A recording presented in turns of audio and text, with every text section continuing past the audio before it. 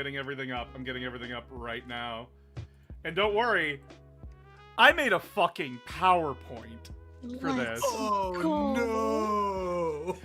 From two. Oh yeah. Oh yeah. We're waiting for a few people. I know Shadow also wants to join in on this, so like I'm gonna wait. I'm gonna wait on them for a second. Remember, he did say he might be late. I know he said he might be late. But we got plenty of time. More people will come and join in soon enough. Hey, Will. Hello. I also want to make it clear, like, Brother Cambrius can join too if he's not busy. So, yeah, we got a lot on the table today to cover.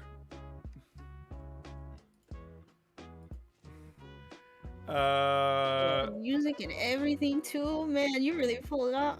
Oh yeah, no, I'm pulling out all the stops today. Today we will like face my inner demons, my inner Zinch, my inner fucking greater demon that haunts me to this day. This is your version of the Exorcist thing. Oh yeah, this is my version. By the end of it, I'll be a soulless husk. And yes, you guys have total permission to rip on me, to just like tear me a new one. This is the point of today. But like there is a point to this at the end of it. But yeah, we'll just wait for more people to show up. And if you guys have your own cringe that you want to share too, feel free. Oh man, if I was able to find those sketchbooks. Yeah. I don't have any. I can tell you stories. Oh yeah. But I don't have access to anything anymore. Oh no. I don't remember any of like the passwords or logins for any of that stuff anymore. I'm trying to share this stream like everywhere where like my friends will allow me to. Yeah. I don't know if I have photos of my cringe armies from back in the day. Oh, trust me, I tried delving deep. I tried going as far deep as I could, within reason. Like I scrolled through my Facebook, and I was even scrolling today to make sure like I didn't miss anything. I think at one point I put a metal fantasy giant body on the body of the old Steed of Slanesh that the champion came on. Oh. And used it as a chaos giant. Oh no. And somehow that thing stayed together. I do not know how much green stuff I used for that. Like, have stream audio, but it might kill me. Nothing can be as bad as my current obsession with painting Necrons in all metallic. Oh! Oh, sweetheart! Oh, sweetheart, we're going over 2008 to... There's a very clear timeline of events, and, oh boy, am I, So, yeah, we're just waiting for more people to come in, I hope I can also, like, I'm gonna message Cambria, see if he wants to join in, too, because, like... Yeah. Let's get everyone in here. Yeah, let's get everyone in here. We need a whole audience to witness the cringe. Wanna join in on the cringe. Like, I even invited the collab den. I know, like, all of them are busy, but, like, I invited them just in case. Because, like, they're all creatives. They're all creatives in their own way. Hello, everybody. Come on in. Today's a special day. Welcome to Sunday, where it's kind of whatever the fuck I want it to be. Whether it be going over past mistakes, or creative stuff that I want to talk about, or, you know, like all the fun stuff that all the good shit, you know? Because I don't have plans for Sundays. I don't genuinely plan for them.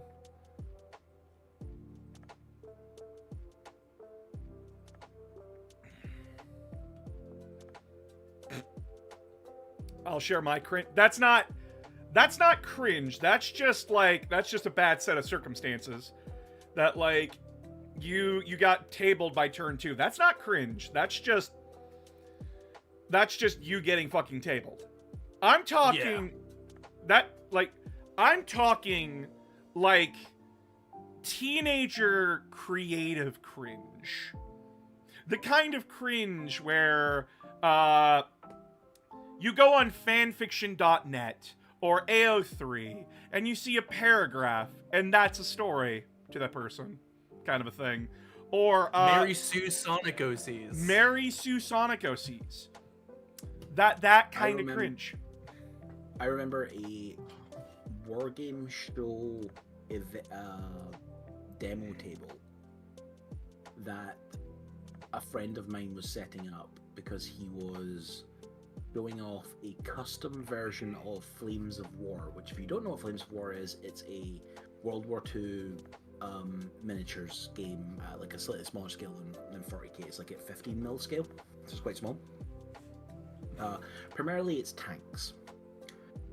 He'd done a modified version of it to be based on Gurlden Panzer, Oh. the anime series.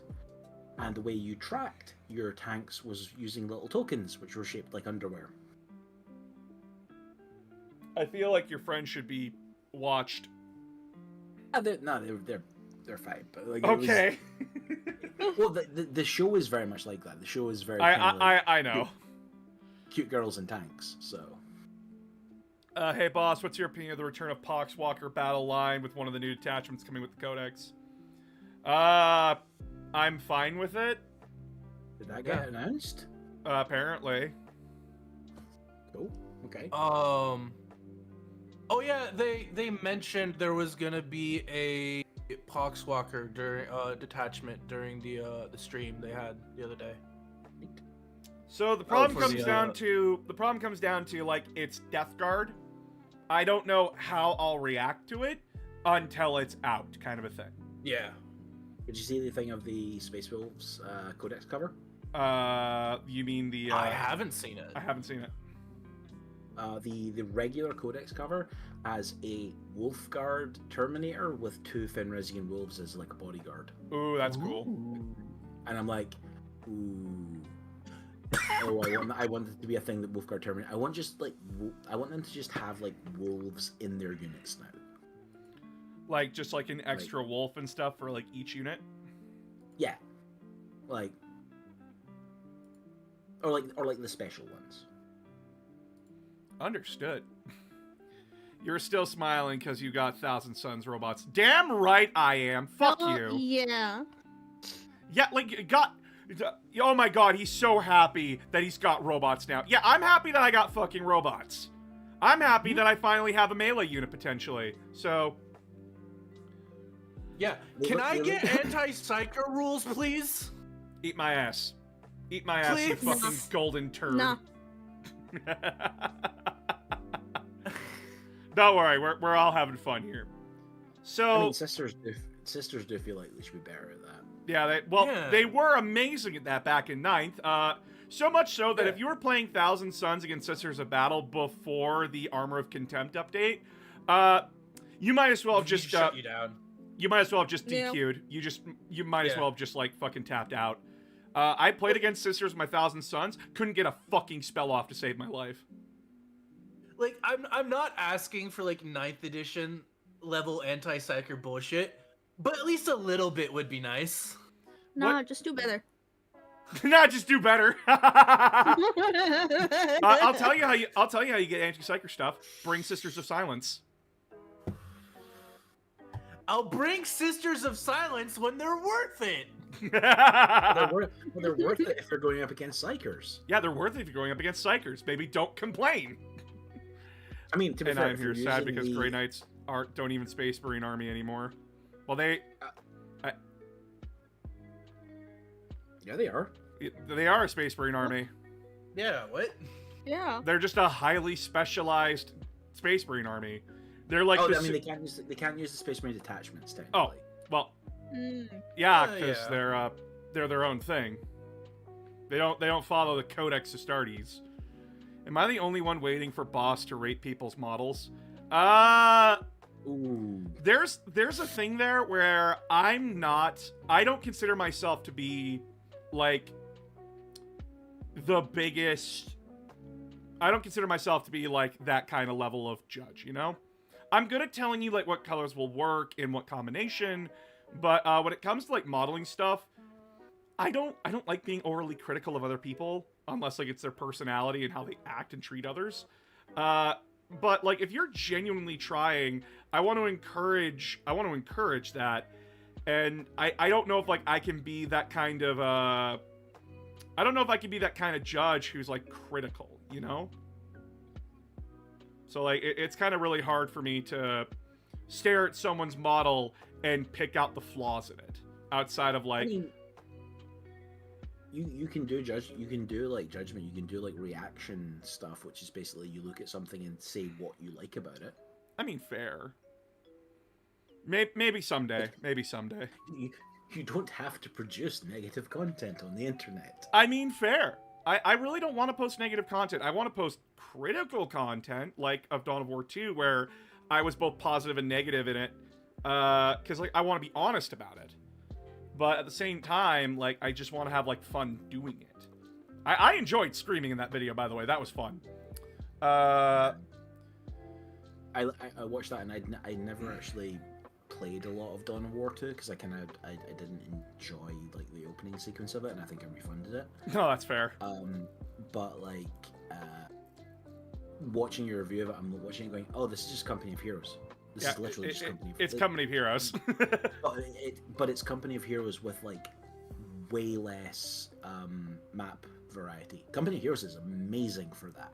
Tunist, I've already done a tier list on that, I think. Have I done a factions tier list?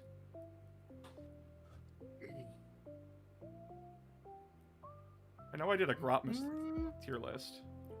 I mean, no, I done a Primarch one. We did discuss the thing about doing like 10 Legends units you should try as like a thing. Oh, Receptor, you are more than welcome to come in here, Cambrius. You are more than welcome to come join in. Any tips for painting Custodes Terminators?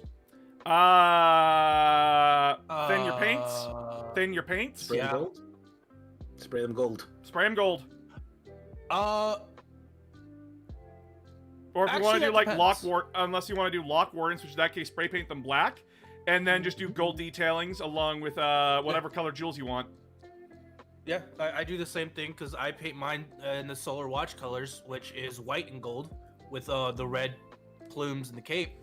I base it in white. Kid Nick, Kid Nick makes everything so much easier. Last stream we back in last stream there on Wednesday, we literally complained that the only new thing that Grey Knights got was a fucking upgrade kit. That we complained about that too. We want Grey Knights to get new models. Yeah, they should get a full range refresh. I think they're gonna get it in 11th. I think this is literally just to tide them by.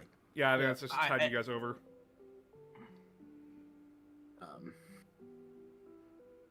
I mean, don't expect the army to look the same when they get redone. If you think you're getting units of 5 paladins with Thunderhammers, I'm sorry, you're going to get a unit of 3. Shit, yeah. Today's Mother's Day in the UK? Yeah. Oh. Yep. Huh. Yep. Those are on different days depending on where you are in the world. Yeah, ours is in May, I think. Yeah. Yeah, today's Mother's Sunday. My mother is on vacation, so I will not be seeing her until she gets back.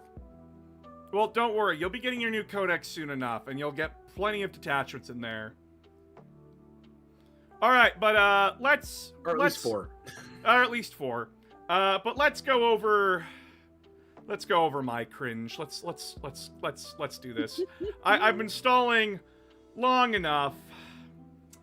And now, my cringy creations for 40k from 2008 to 2016.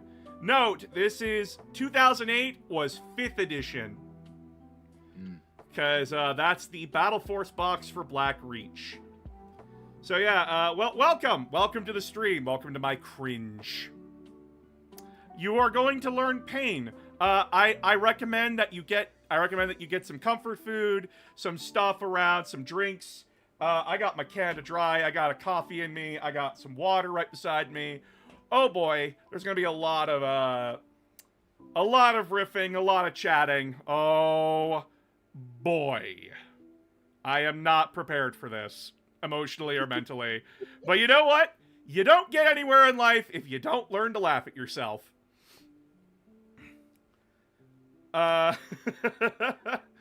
So, as I said, I have given these three, or anyone else who joins, full permission to riff on me, full permission to make jokes at my expense, so on and so forth. This is all in good fun, with a theme and message behind this kind of stream. So, cringe is a part of life. As you can see here, Duncan Rhodes, his first model. Yes, the Duncan Rhodes, who does GW painting tutorials. Painting tutorials.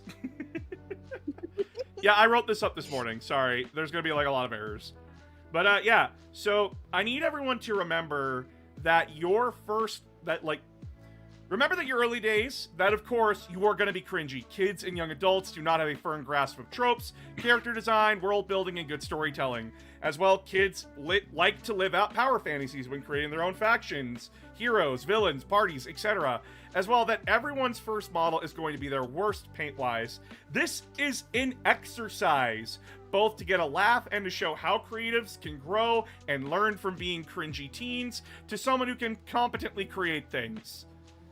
Like, again, Duncan Rhodes, one of the guy who does the painting tutorials for GW, this was his first model. I am showing you all this to remind you that this is where you start. This is your starting line. And you're going to be cringe at the start, and you're going to be cringe until you stop. And there's a way to handle cringe. You can either ignore it and just ignore your failures, which is not a good thing, or you can acknowledge your past mistakes. You can acknowledge your past cringe, accept that you were cringy, and go from there. I accept my cringe. I accept my cringe. Am I still going to die of embarrassment? Probably. I'm not saying it wasn't embarrassing, but it is.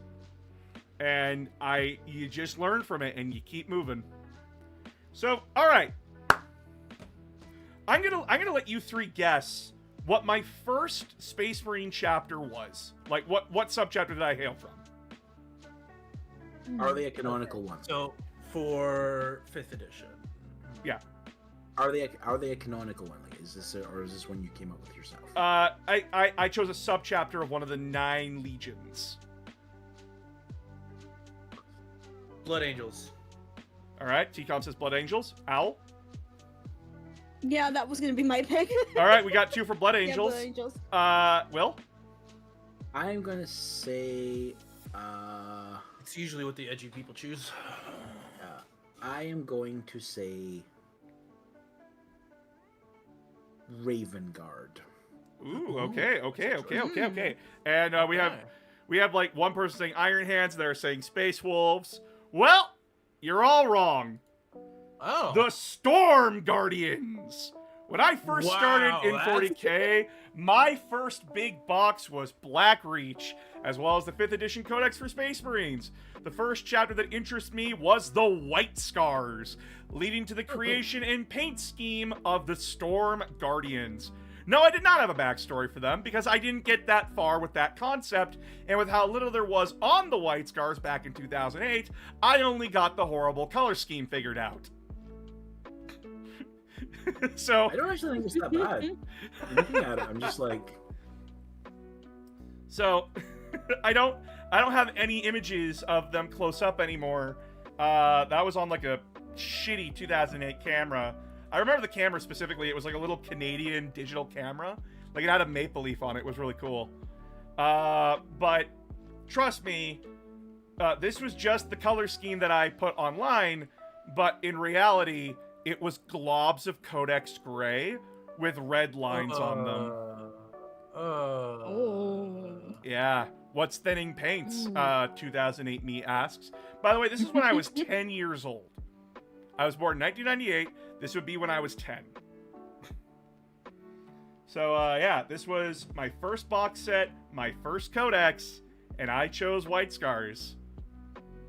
Not knowing anything about them, because I just thought White Scars were cool. Oh boy, do you want to mean- guess the chapter that I chose after this? Blood Angels. The Okay, Ultramarines. you're- Ultramarines.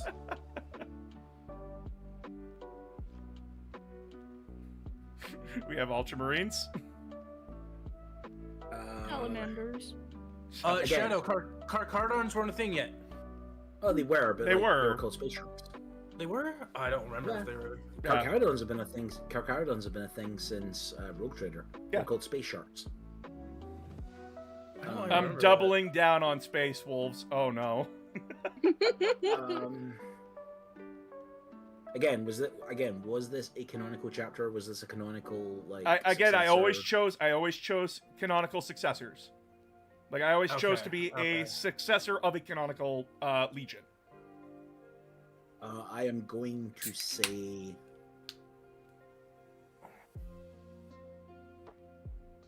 Let's say, what would be a foolish paint job to go forge your second army?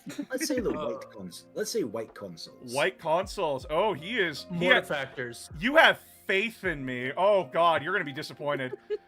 The Mortifactors. Iron Guardians.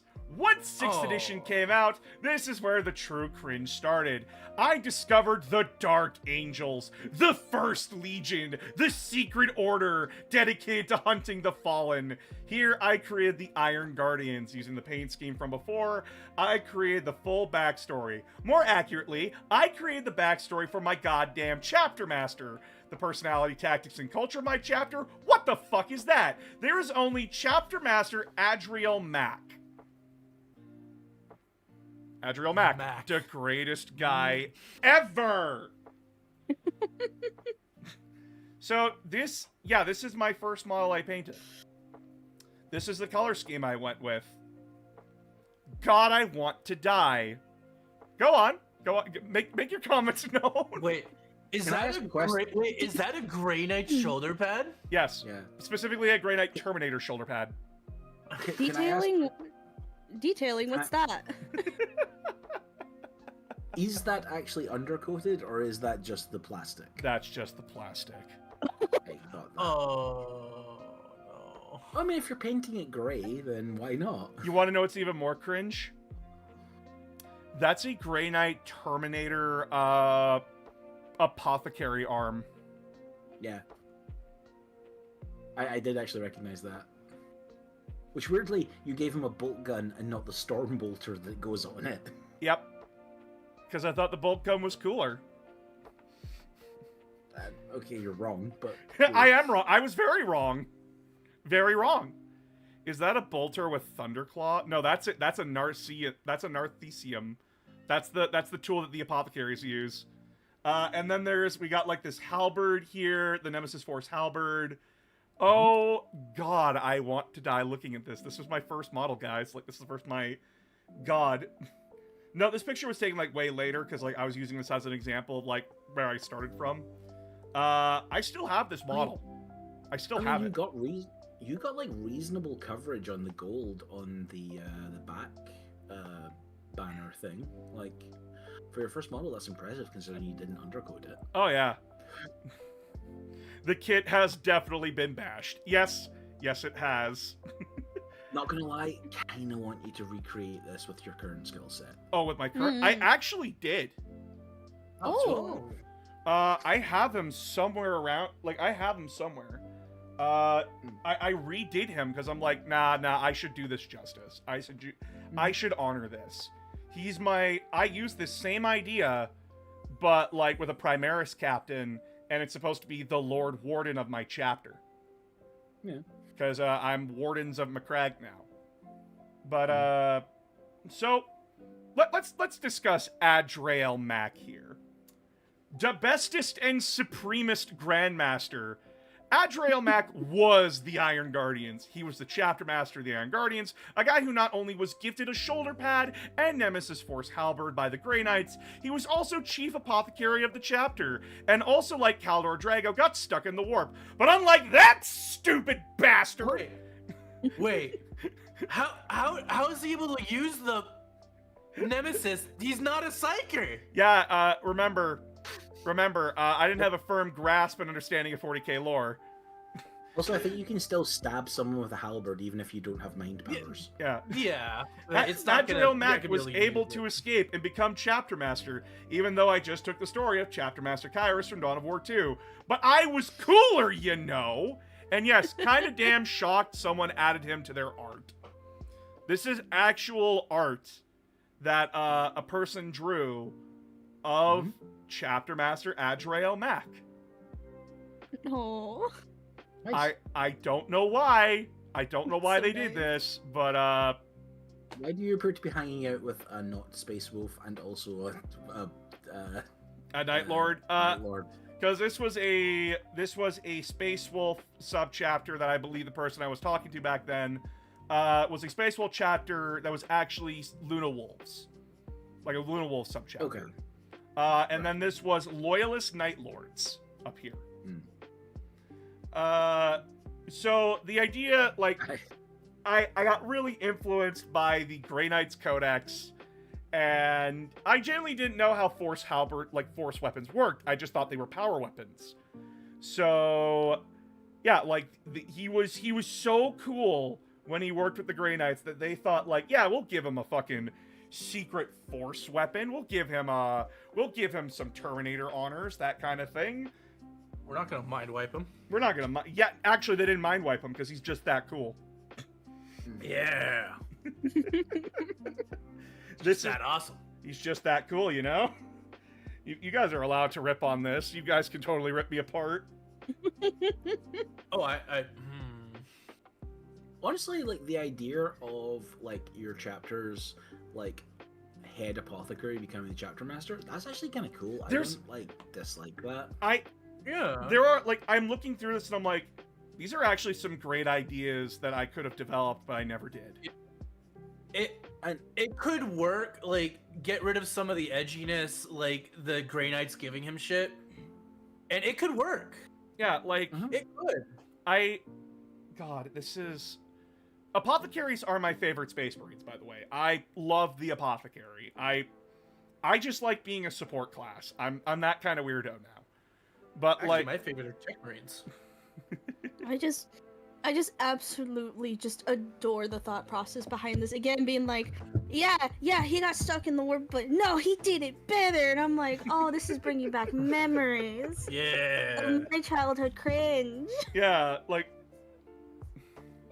Does he have Titus level plot armor by any chance? He has higher plot level armor than Titus. Like, he had that plot level armor. Holy shit. It was painful. Survived the warp, and he's not even a psyker. Yeah, like, survived the warp, not even a psyker. Doesn't have the purifying powers of the Emperor's Gene Seed to keep him alive. Genuinely, just a fucking problem. I rightfully got torn apart on DeviantArt for this, by the way. Like, someone actually, like, jumped into my comments and was like, how the fuck old are you, kid? Like, genuinely, your character should have been, like, torn apart in the warp. Totally justified, by the way.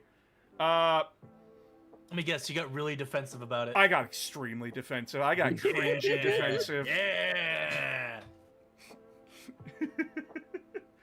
Oh, boy. The full army. There's the full army. God, so I saved a lot of these images. I have, like, my own private server that, like, I store things in for, like, future use.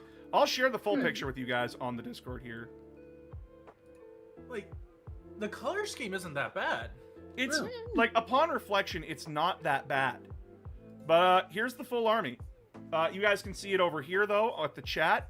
This was three rhinos, a razorback, four tactical squads, a devastator squad, a few dreadnoughts, a land raider redeemer, an assault, Knight? a knight. Yeah, I got a knight. Hell yeah. Hell yeah. Oh, man. And a fucking what's it called?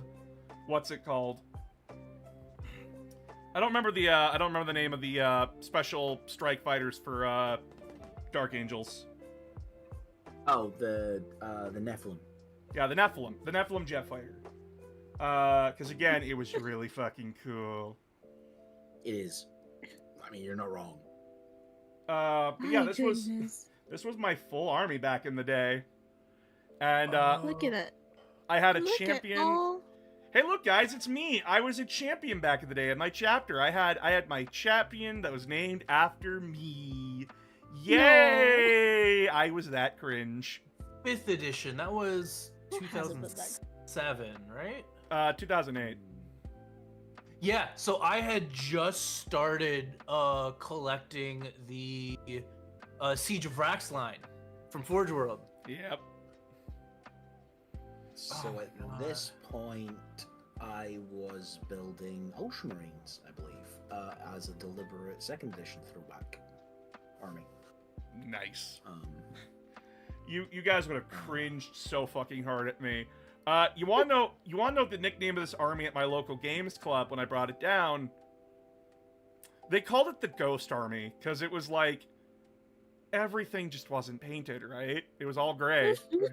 But like they call it the Ghost because it's just like they trick you into thinking they're not painted, but they are. And like it's subtle jabs at me. That was kind of the thing. It was light deserved roasting. I mean, I can also remember like about this time. This is about when army painting as like techniques for army painting were starting to become like a big thing because of like, again, like we talked about this the other night, because of like Daka Daka and Warseer and places like that. Yeah. This is around about the time when you take literally base coat all your model and then dip it in furniture varnish. Oh yeah. And then like shake it all, and then that eventually leads to Army Painter coming out with the dip wash system. Yep. Later, but also like this is around the time when like people start talking about things like, oh, you should actually, oh yeah, black and white primers are bad. You should actually prime your models in grey because it's a neutral between the two. This is like just even pre-Zenithal, I think, as well. Like, Yeah, no, I was So I doing remember, this like, all where- by myself. I did not have anyone to help or consult me at all. also those army cases were amazing, and I wish I they still have made it. them. I still have it. I know, because they're bomb-proof. Like, What? They're they're bomb-proof? no, but like they're like you could drop that, and like essentially none of your models would get touched inside. Yeah, this was like one of the best Christmas gifts that I got, genuinely. That army case was so good. But yeah, to this day, I still find Iron Guardians hiding in my boxes and wargaming closet at home. The paint scheme was Codex Gray, Blood Red, and Arc Gold. Genuinely, I have zero clue what the hell happened here, but over time I began to learn, thanks to my 10th grade English teacher, that I should, not be an NG Bane character. I really thank my English teacher from grade 10 to grade 12. His name is Mills, and he genuinely very supportive, very great creative guy. Was the guy who made the anime club in my hometown. Genuinely very sweet guy. Would tear you a new asshole if you did not know how to write for shit. Like, he was the guy who would stare at you for handing him in like a shit short story and basically tear you apart. Not like in a way it's like you're a fucking idiot, but just like point out every problem with your story. But then would also sit with you and actually help you figure it out. Oh man, Okay. all those weebs getting eviscerated. Yeah, like he eviscerated people. Very much like a very, very good influence on my creative writing ability. Because he's like, no, you have great ideas here. You just need to get over your Kirito phase. Genuinely, back then, if Sword Art Online came out when I was a kid, I'd be a fucking annoying Kirito lover. Of Genuinely. course you would. Nowadays, I fucking despise him for like what he represents and everything, and I just like, nope, it's lazy. It's extremely lazy. But yeah, like this was the Iron Guardians. After that, we have the Sons of Discord. Oh, that the called paint scheme. Oh, Okay, it Buzz causes a Lightyear. visceral reaction within me. Oh, I can didn't even see the name. I don't even know anything about them. I just saw the paint scheme and gagged. Ugh. Man, my MLP influence is showing today, huh? Well, yes, my first Chaos Warband was the Sons of Discord, a Chaos Warband dedicated to Tzeentch, who were originally Imperial Fist loyalists, who turned traitor. How and why? Well, they discovered the lies of the Imperium, and that they would sow discord and chaos across the Imperium, because this was before the Imperial Fists were fleshed out, more in the Horus Heresy. So, by this point, there was like that little shit disturber in me. There's a little shit disturber in me, and I was a fan of MLP back in the day. So, Sons of Discord, of course, it's a reference to Discord from My Little Pony, and the paint scheme genuinely is just like, hey, what's the most annoying color scheme I can come up with to annoy people? Oh, you accomplished it, buddy. Yep. Oh, I accomplished it very well. Ugh. I don't hate it. I genuinely don't hate it for a Tzeentch theme I just- band. Yeah, like as a Tzeentch themed warband, it makes sense that it's just it Yeah. hurts the eyes, but like still, it's just Also, I just again, the first thing that came into my mind when I saw that color scheme was like, okay, Buzz Lightyear, let's go. oh, it hurt me in the next slide. But this is Lord Discord right here. I don't have this model anymore. It broke and I threw it out. Oh, the Terminator Lord. I remember that model. Yeah, it's It's still still on on sale. Yeah. It's a really good model. It really is. Yeah, I had like no idea like what the fuck to do with this. Like I said they were Imperial Fist loyalists that turned traitor, and I'm like, yeah, this was like a captain of the Imperial Fist. I'm like, wait, but does that mean he was a psyker or like I do not remember much about this because like I didn't really focus on the backstory. They were just shit disturbers. These are like my mustache twirling villains kind of a thing. I mean, you can become a psyker in the warp after the fact. It's not like Yeah, I Tzeentch can gift you warp powers. yeah. I mean, Yeah. fair, but like my point is like I don't remember much of this. Yeah, fair. I just remember the Sons of Discord. They do just look like Zurg from Buzz Lightyear. Oh, that's not the joke. The Zerg with person. extra pointy bits. Oh boy, I could not handle like people making fun of my shit back then. I can now, but like back then, no, I couldn't. The Joker gang. I mean, okay. The color scheme of the Sun's Discords was Lich Purple, Warpstone Green, and Scorpion Brass, and Chaos Black. The joke a game store person made was that I made the Joker gang, which made me upset for some reason. Like, come on, me! We called them the Sons of Discord. Joker is basically chaotic. Either way, the Sons of Discord through 6th and 7th were my Chaos Warband. Little backstory, just Discord being a smart raider, and conspiracy theorist basically. Insert powerful psychotropes here, and you get the basic cringy idea. Yeah. Oh, I remember some of my cringe. I still have it.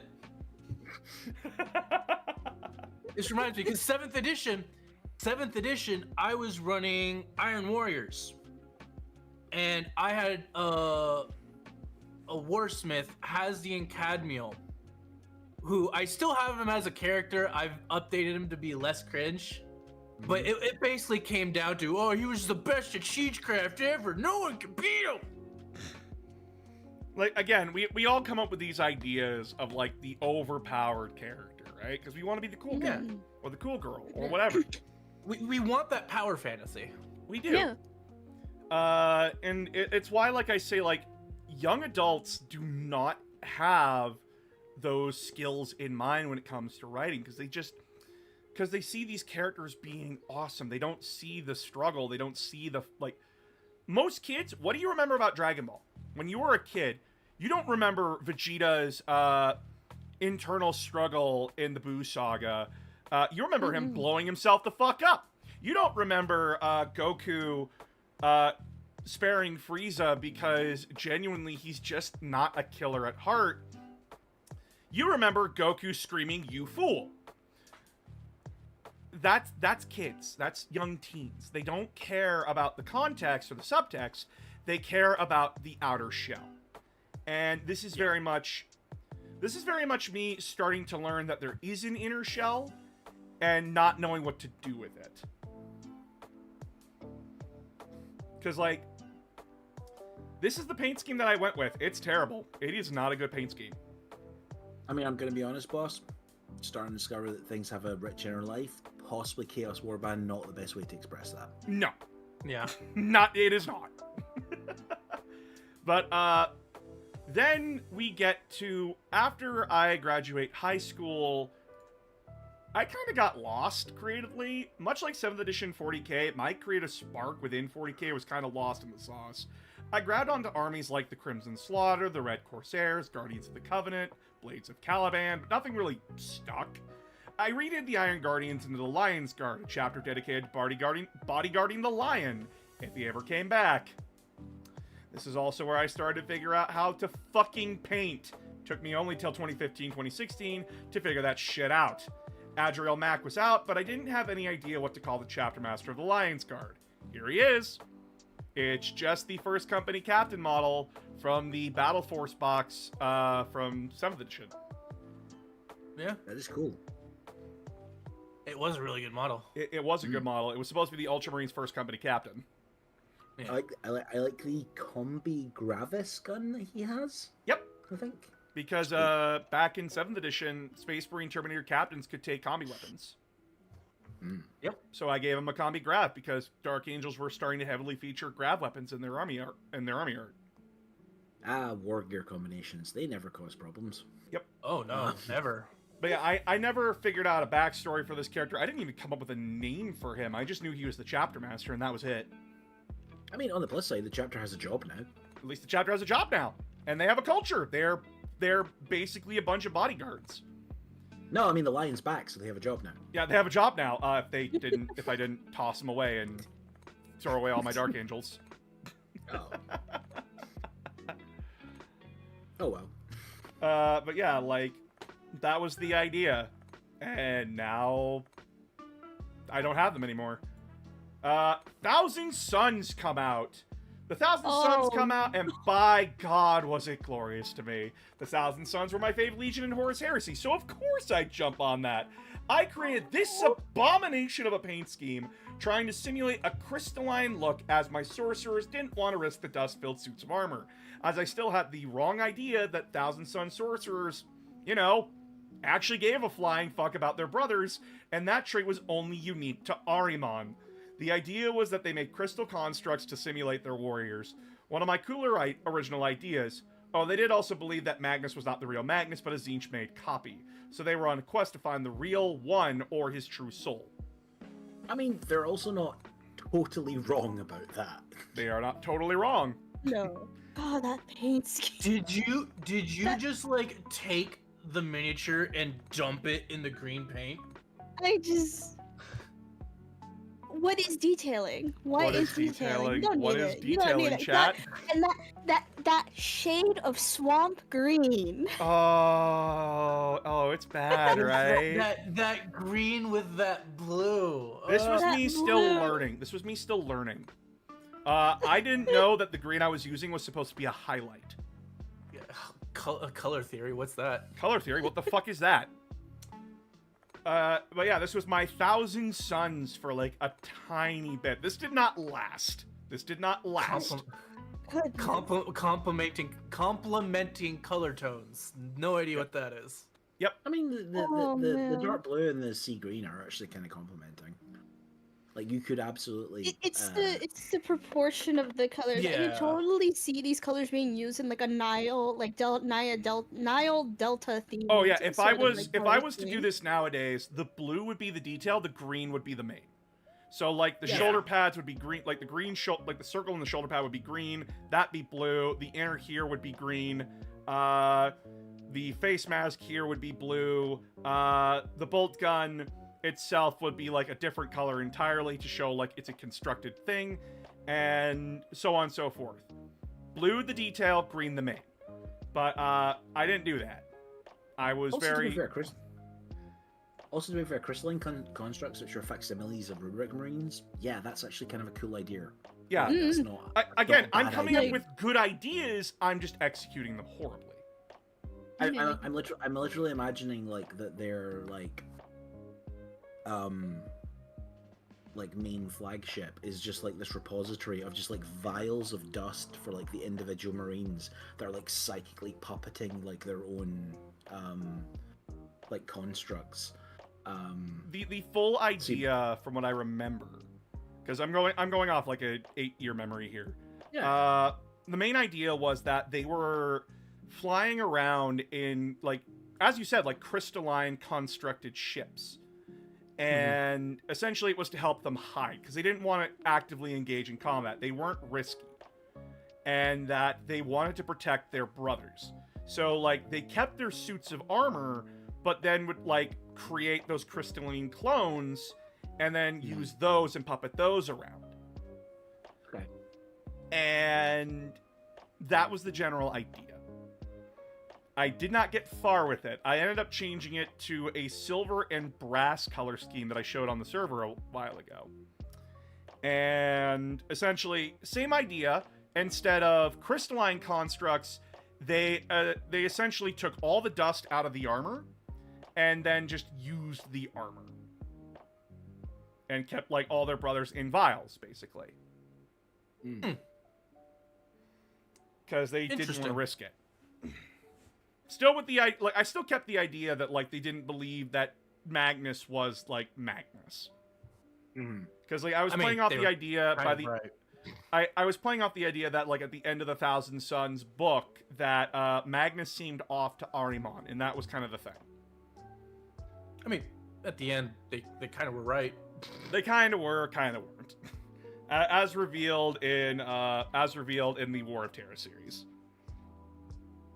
But then we also have Night House Nova and the Nova 58th Armored Infantry. Me and my brother would also get into Knights and Imperial Guard, making the Nova Night House and their accompanying Guard regiments. A night world that was a frozen hellscape whose population lived inside the mountains of the planet to survive from both the sheer cold and Leviathan monsters who stalked the wastes. There were only 3 knights left to the Night House, a Knight Errant, a Crusader, and King Nova, a Knight Castellan.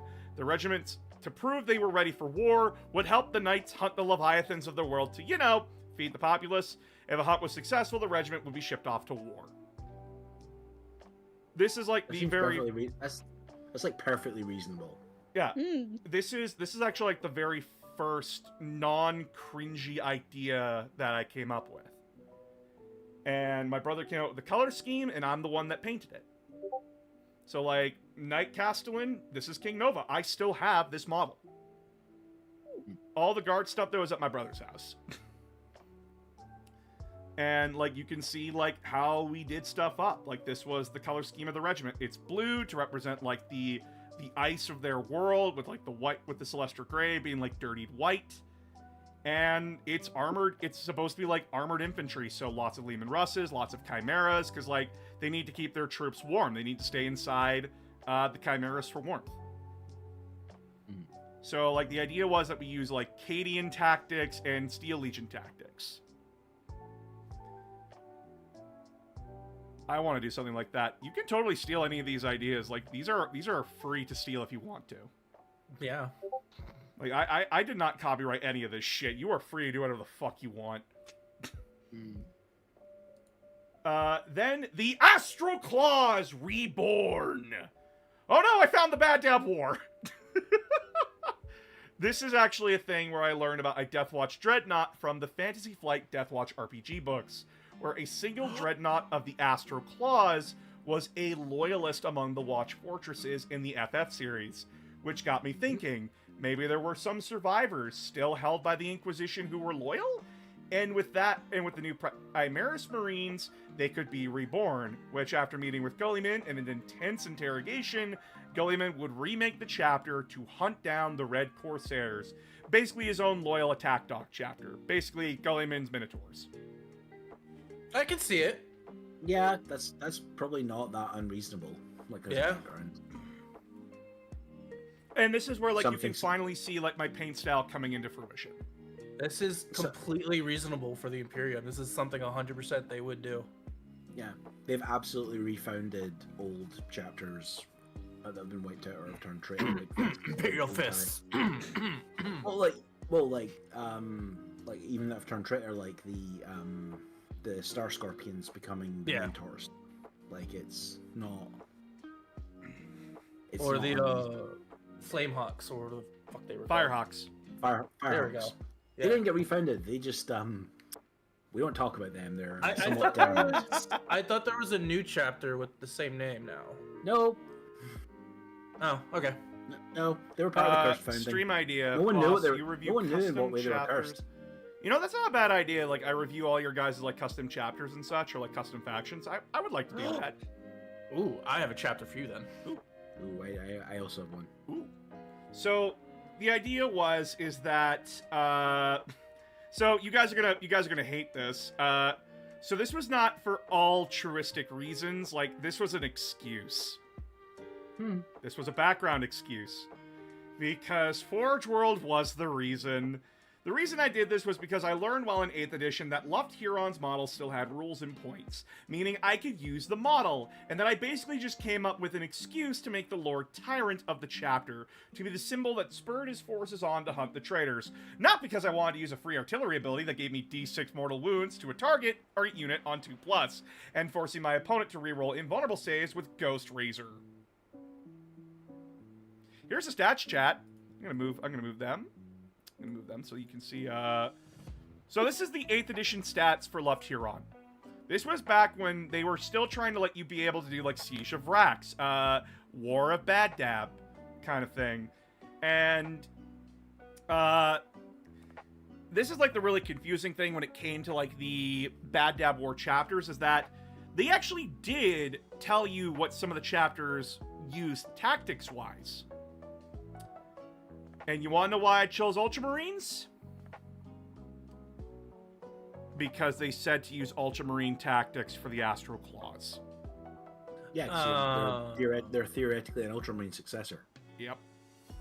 It's not confirmed, but like they're. It's heavily suggested. And let's just put it this way. The Forge World chapter masters were not balanced. They were not balanced at all. Luft Huron was 145 points for a Terminator Lord with 7 wounds. Yes, he only has 4 attacks, but he gives you reroll failed hit rolls with all Astral Claws within 6 of him. He has a 4+ invulnerable save. He gives you an additional command point if he's your Warlord. Which, by the way, if you stack with an Ultramarines Warlord trait, you essentially get 2 free command points. If Luft Huron is reduced to 0 wounds on a 5+, he gets back up with 1 wound remaining. And big guns never tire. Once per battle in the shooting phase, you may unleash a special bombardment attack instead of shooting a normal attack with this model. To do so, nominate 1 target unit, characters may not be targeted, anywhere on the battlefield, does not need line of sight, roll a d6 on a 2+, that unit suffers d6 mortal wounds. Man, chat, I wonder why I chose him. I wonder why.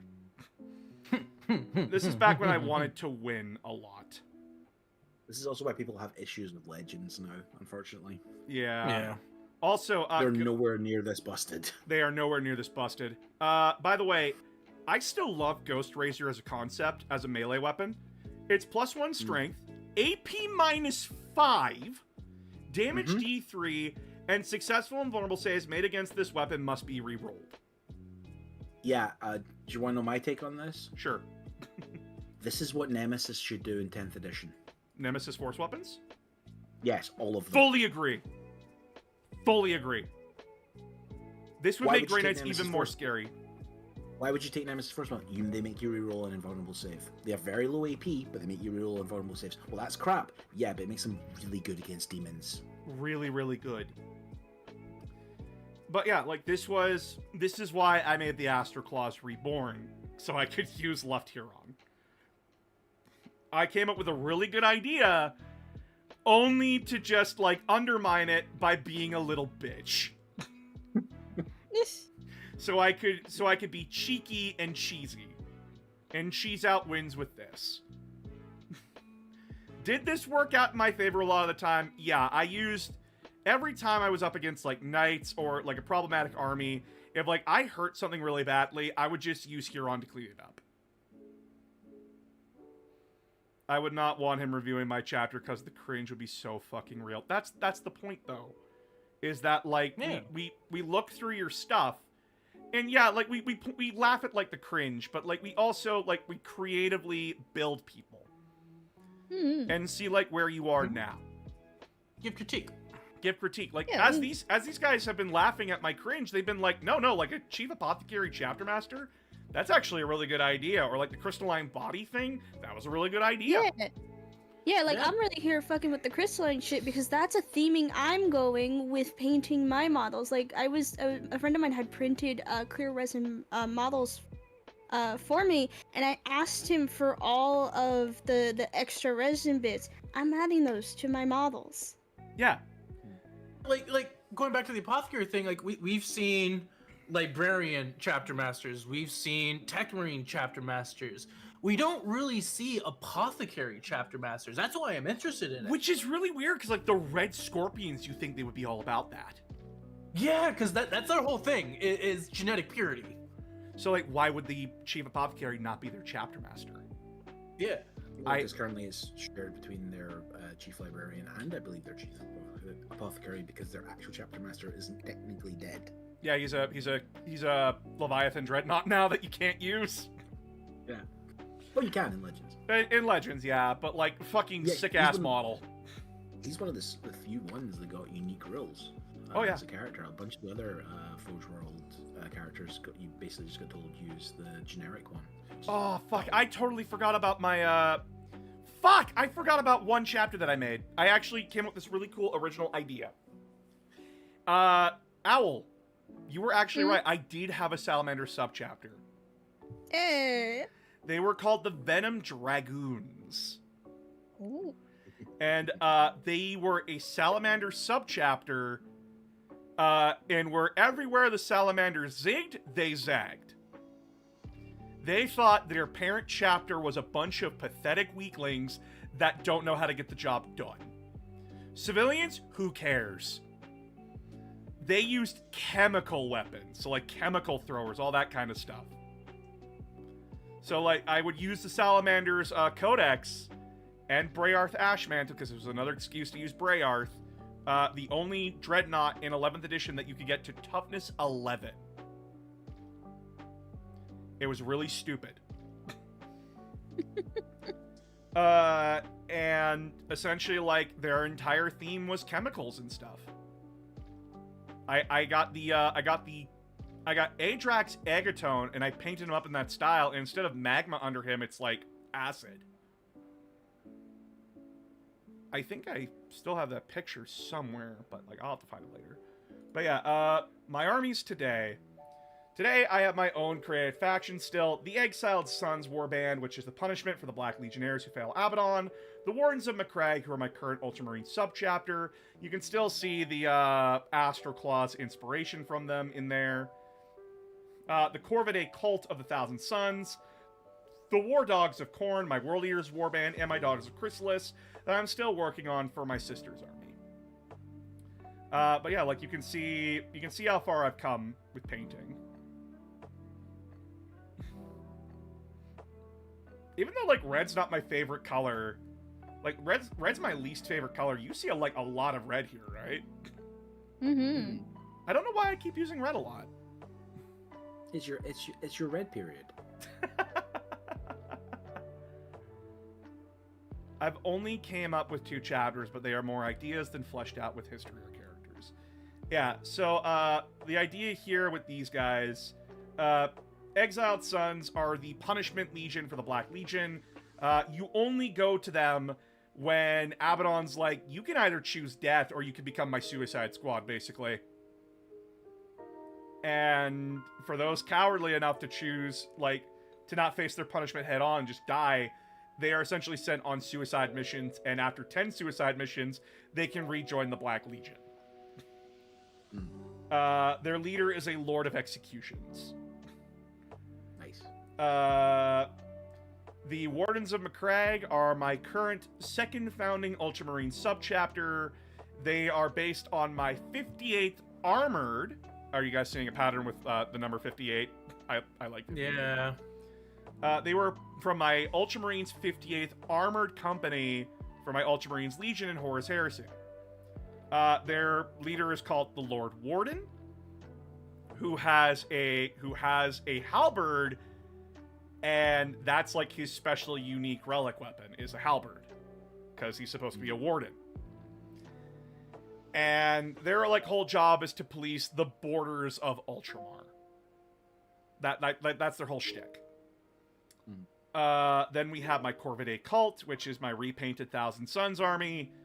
Still working on it, but they're supposed to like represent the reference that the Blood Ravens might be a subchapter of the Thousand Suns. Hence why I'm using their color scheme. And then we have my War Dogs of Khorne. The War Dogs of Khorne are basically trying to show that corruption from the World Eater's old color scheme to their new color scheme, like to their modern color scheme. So like the blue and white and silver to the red and brass. And that's the general idea of them. So you can say those are your corn dogs? What's the paint scheme for the World Eaters like exactly? I might paint a Berserker like them, a little Easter egg in my World Eaters army. So the color scheme here is Brass Scorpion, Mephiston Red, Celestra Gray, because I think Celestra Gray makes for a very dirty white.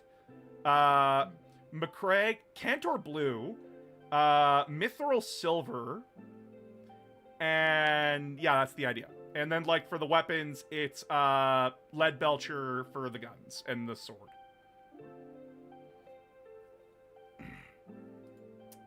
So, a long road from 2008. I have improved so much over the years, both as a painter and a writer. It was a brutal journey, and yeah, a lot of it was cringe, but you don't get to where you are by not being a little cringe. And you grow as a person by admitting you were cringy as fuck back in the day, and accepting you were terrible at doing things. But you get better over time. So, like, here you see Adriel Mack, and then here you see my painted up Mugen Ra. Like, I've come a long way. I went from being this cringy little fuck to being like, how do I make this? Because I'm still thrown off by this. People say, like, I did a better job at making a Mugen Ra than the official GW model. I do not get why. I don't get it. It might be personal taste. Like, people have said, like, yeah, no, we like the fact that you actually made the bones look like bone. And I'm like, and I'm sitting here like, but it's much cleaner than mine. It's so much cleaner than mine. But people apparently prefer this one over the official. And that's essentially, that's the cringe. That's all I can find. That's all I can remember. So, I'm posting something. Oh, if you're you want to. Okay, just let me exit the full screen here and let me close that down. This is my chapter. I've been working on it for the last, like, 5 years. Voidstalkers. Editing it here and there. Yeah. Voidstalkers. This was before I knew there was a Chaos Warband of the same name. And I just can't think of a different name. God, I remember seeing on the 5th edition Chaos Codex, a warband of Chaos Space Marines that was like the Black Drakes or something. Like, they had like a hood cowl or something like that on like their artwork. And it was like this really edgy, really like, did a 15-year-old come up with this? What the fuck? Alright, God, you really went into detail with this thing. As I said, I've been working on this for like 5 years, slowly editing it and changing it. Alright, well, can I show it on the stream, or...? Yeah, that's why I posted it. Alright. Chapter name, Voidstalkers. Founding chapter, Raven Guard. Homeworld, Toft. The fuck is Toft? Approximately 8k Astartes. Holy shit. I need to change that. That is way too many. That is a lot of boys. The Voidstalkers are a chapter defined by a paradoxical blend of tribal savagery and surgical precision, though their appearance suggests a barbaric tribal society with armor adorned in furs, bones, and tokens. They are among the most cunning and tactical shrewd in the force of the Imperium. Individuality is a virtue among them. Warriors are encouraged to customize their war gear, bearing the marks of victories and personal identity, yet this is tempered by a powerful sense of familial unity. Many Jarls of the chapter adopt the families of their aspirants, creating a cultural bond beyond simple warrior brotherhood. Rejecting the Codex Astartes, because of course, it's TCOM. The chapter follows its own doctrines. They maintain a council-based leadership structure with no permanent chapter master. Instead, in times of great war, a high king is selected by the council to lead. This title is temporary and relinquished once the conflict ends, an event which has only occurred 4 times in the chapter's long history.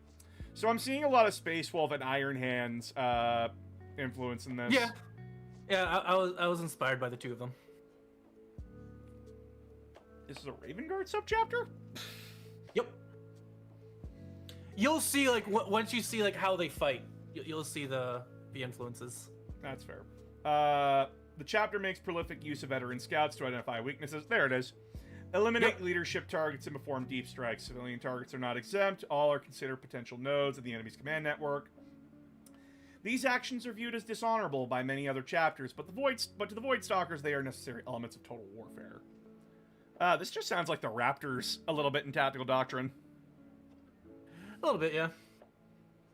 Toph's native population has long valued exploration as a cultural cornerstone. The chapter honors this legacy by prioritizing missions alongside the Mechanicus exploratory fleets. It is a long-standing tradition that when a... Zveger. Zveger? Yep. Void Stalker Tech Marines return from their training on Mars. They are deployed with newly ascended Astartes on such expeditions. This not only strengthens ties with the Mechanicus, but provides harsh and invaluable experiences to the young warriors. Okay. Alright.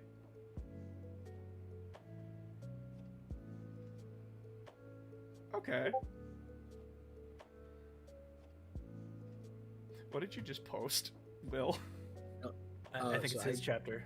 It's my current it was the chapter that I made when I came back to playing 40k 10th edition. Oh. And I have their background, but I don't have it in a format I can easily share. I can just tell you it if you want. No, I can look at it. Don't worry. This isn't bad, TCOM. Like, this is genuinely like a chapter that could be in the lore within 40k. I have their color scheme somewhere. You can find it. Like, genuinely, if you said this was an Iron Hand subchapter, I would not question it at all.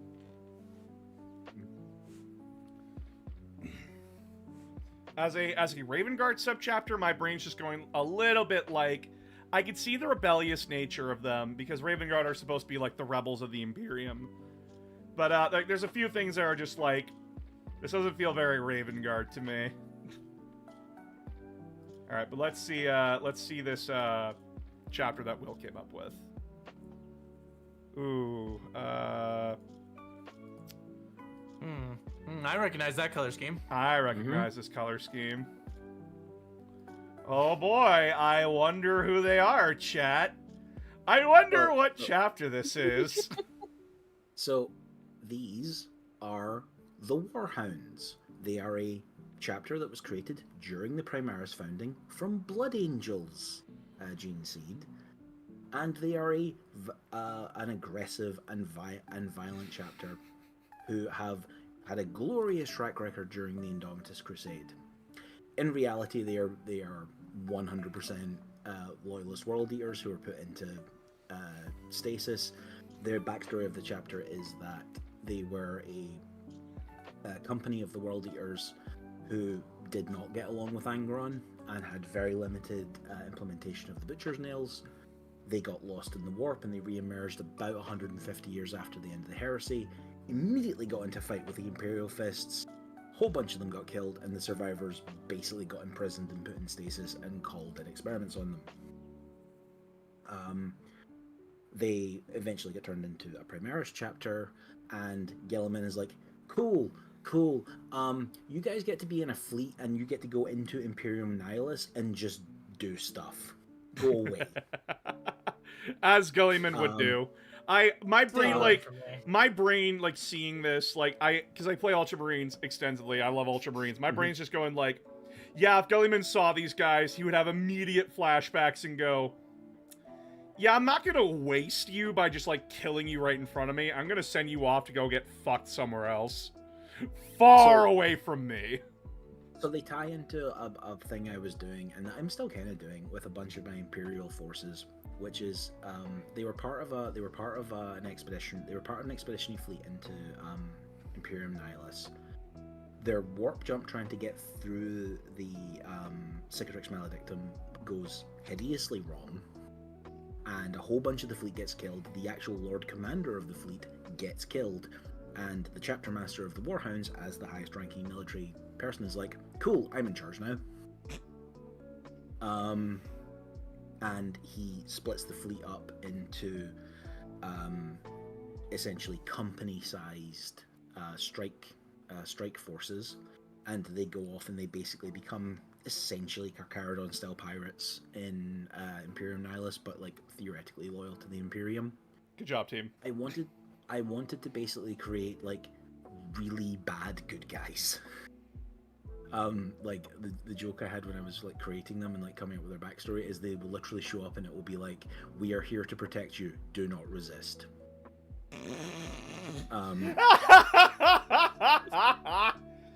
I just imagining like the leader speaks like K2SO from Rogue One. Yeah, very much. Actually, the second image in that set was the first command model I made for them. That is Captain Thrax. He's the captain of the 3rd Company, and he's known as the Butcher of Lacquis Prime. Damn. Which is a Lacquis Prime. The planet of Lacquis is a hive world in Imperial Nihilus, where the Warhounds pursued a World Eaters warband into, because see the thing is, yeah, their butcher's nails don't work properly. Call was able to modify them. Oh. Their butcher's nails only kick in when they encounter the World Eaters or the Servants of Khorne. Oh no! So, which is how people think it's akin to like the Black Rage, where they go insane. But like, no, they just get like a war lust. Oh god. And what Thrax did is he basically harried and attacked the World Eaters forces in this hive city for weeks, like besieging this hive, causing huge amounts of collateral damage, and eventually drew them all into like a central area of the hive where like his elite bodyguard are, thinking that the World Eaters thought they were surrounding them and cutting off their escape. At which point he activated Teleport Homer, teleported out to orbit and commenced land strikes on the hive, destroying it. Holy shit. Killing billions of people. The sword he has is the sword of the Demon Prince of Khorne that he killed as part of this.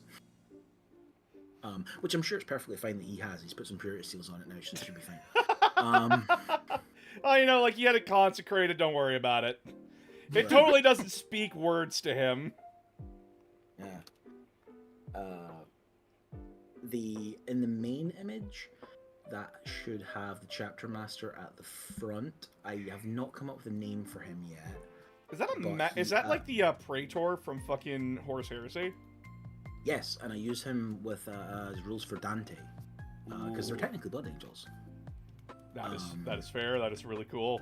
And the guys around him, the ones with the jetpacks, those are essentially Sanguinary Guard, but they are called his Venators, and they're basically like an elite order within the Warhounds, who are kind of like Dark Angel thing of like hunting the fallen. They are like headhunters, like specifically headhunters for like high-ranking like traitors to the Imperium. Ooh.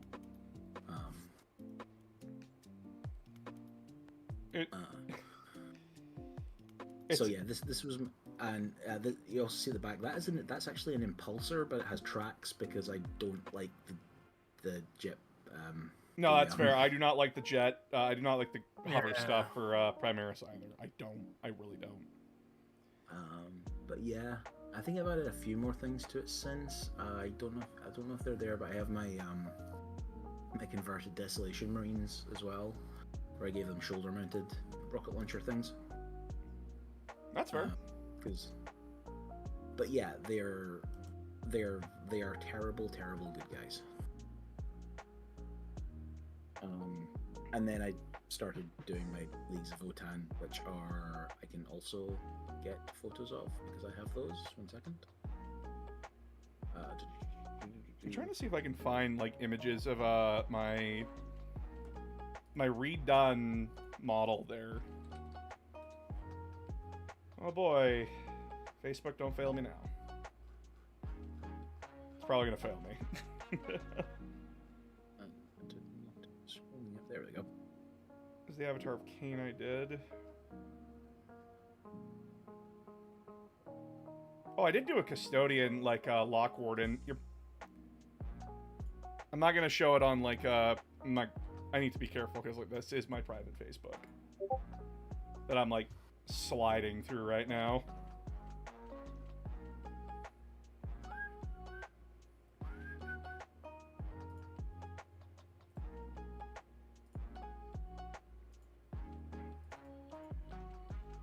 Just posting some stuff quick. Hold on. Yep. I don't have the glaive one, but I did like come up with a different idea for him. Where is it? Using more Grey Knights models, I see. No, actually, that's the funny thing. Wait, no, yeah, that's the helmet from a Grey Knight. Oh, well, hold on. Isn't it? Hold on. Yeah, no, I don't have the halberd guy. I'd have to go find him for later. Oh, not up. Not up. Oh, look at your custody. You hurt? My custody hurts you? My custody, it hurts my eyes. This is not a good picture, I assure you. I'm sorry. This was like when I still had my 2014 iPhone. It has terrible camera quality, but this was the redone chapter master of my guys. This is like one of his loadouts that I made for him. And no, that's not a Grey Knight helmet. That's a Dreadnought helmet from the Venerable Dreadnought kit. Huh.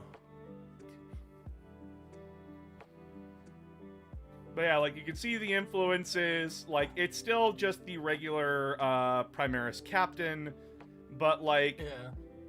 I cut off the spikes here. And then I still gave him a Weapon of the Inquisition, but it's a Thunder Hammer instead. It's the Heavy Thunder Hammer from the Deathwatch kit. And that was the idea. And then Space Marine Captains couldn't take Thunder Hammers anymore, so this is an illegal build. It's a power weapon. It's a power weapon. Or it's a power fist. You could use it as power fist. Yep, that's what I'd use it for if I ever use this model. But yeah, that was Or, to be fair, stick a jetpack on him, you can give him a Thunderhammer again. Yes. But this was essentially Adriel Mac reborn, but as a different character. As the Lord Warden of the Wardens of Macragge. I feel a lot better about this model. Like, you can see where I've gotten a lot better and just, like, really trying. And then the Stratton Onwin Combine, originally part of the Trans-Hyperion Alliance and now a semi-independent breakaway group, this minor league, often referred to as the Straunt, specialize in locating and extracting hazardous radioactive and unstable materials that other leagues view as far too risky a prospect. Straunt cloneskins are specially adapted to be particularly resilient to hostile environments. Even by kin standards, these sometimes risky and unstable skins push the limit of the crucible, and many are further augmented via technology to a point beyond what most other kin are comfortable with. This has led to other leagues to have a somewhat negative opinion of the Straunt, who they view both with jealousy due to their resources they are able to exploit, but also dismay at the risks their kin are willing to take. Very, very yellow. Yes. They are the reason they're called the Strontian Online Combine is Um, so they're a reference to both Rogue Trooper and Strontium Dog. Ooh. Their armor is inspired by the armor of the 2000 AD character Johnny Alpha from Strontium Dog, and their berserks are blue skin because that's a reference to Rogue Trooper from the 2000 AD comics as well. The reason they're called the Strontium Anwin Combine is because strontium, the element, is from a place called Strontium, which is a town in Scotland, and the guy who found it was called Arwen. It's something Arwen. It's like John Arwen was like the scientist who discovered it. Mm-hmm. And yeah, they're my my squat force basically. I need to get more of them. This doesn't have my Jaegers as part of it, which I do have a squad of Jaegers, which I've added to since. These are very clean. I need to get the bigger version of the backgrounds that I'm using here. That's from a this is actually a really cool tip for people if they're taking photos of their models. There's a guy called John Hodson who does flip books of painted backgrounds for taking miniature photography. And this is a set of A4 ones, but he's done A3 ones for like bigger army shots. And he's doing like really big ones, like you can put it down behind your army, and it gives this really nice backdrop that really sort of sets the mood for them. I really like those. But yeah, this was also me learning how to paint yellow. Yeah, this is very clean. Like holy shit. Yeah, you start with pink. You start with pink. You start with pink, and then you paint yellow, then you put white over the top of it, and then you put yellow contrast paint over the top of that, and you get gradiated yellow. It's like... Yo, Al, you got anything you want to share? Nothing at the moment. I haven't had much of a chance to, much recently. I mean, fair. whereas Very unrelated question, but do you think Ash Waste Nomads War Party could be a good Death Guard cultist? Yes. They could be a good cultist unit for any army. Genuinely. All it would take is like a good paint job, and you're golden, pretty much. Oh, I found it. Ooh, you found what? I found my my cringe. I found my found the Chaos cringe? Giant. I found my Chaos Giant from about 15. This is from 2005, so this is literally from 20 years ago. Alrighty. That is actually impressive that it is staying on there. Yeah. In all honesty, Because, chat, that's metal. that's 2 pieces of metal. Yeah, like, the fact that it's Oh. staying on and it's not welded is amazing. That is the body of the I don't know where the body's from. The arms are from the old metal dragon. The head is from the metal giant. The tail is from the Mount of Slaanesh from the metal Champion of Slaanesh model. I think the torso might also be from the giant. I just added spines to it. It might be part of it. It might be dragon as well, actually, now I'm looking at it. But yeah, that was my Chaos Giant from when I had a Warriors of Slaanesh army. And I did not know how to paint pink or thin paints. Actually, how do you guys thin your paints? I want to know. Water, usually. Water? Yeah. Water. I do an incredibly stupid thing. I dry brush a lot. Mhm. So That's like fine. I take my brush and I put it on my I put it on the paper towel that I use, and like I soak the paint into the brush, kind of a thing, thinning it out, and then like painting on the layers like that. Okay. So, piece of advice I was given about dry brushing. 2 pieces of advice, actually. One, you don't actually want the brush to be dry. You actually want to dampen your brush. You first don't want to with be dry brush. you don't want to be dry. You want it to be wet. you dampen your dry brush, and the thing that you're going to then use to get like the paint off your brush, if you can, use a piece of chipboard, not a piece of paper towel or anything, because the paint will come off, but it won't be absorbed. Yep. Off. So another tip I would add onto that, cheap makeup brushes, excellent for Also dry that. brushing. I love using cheap makeup brushes. They are so good, especially for really big models. Mm-hmm.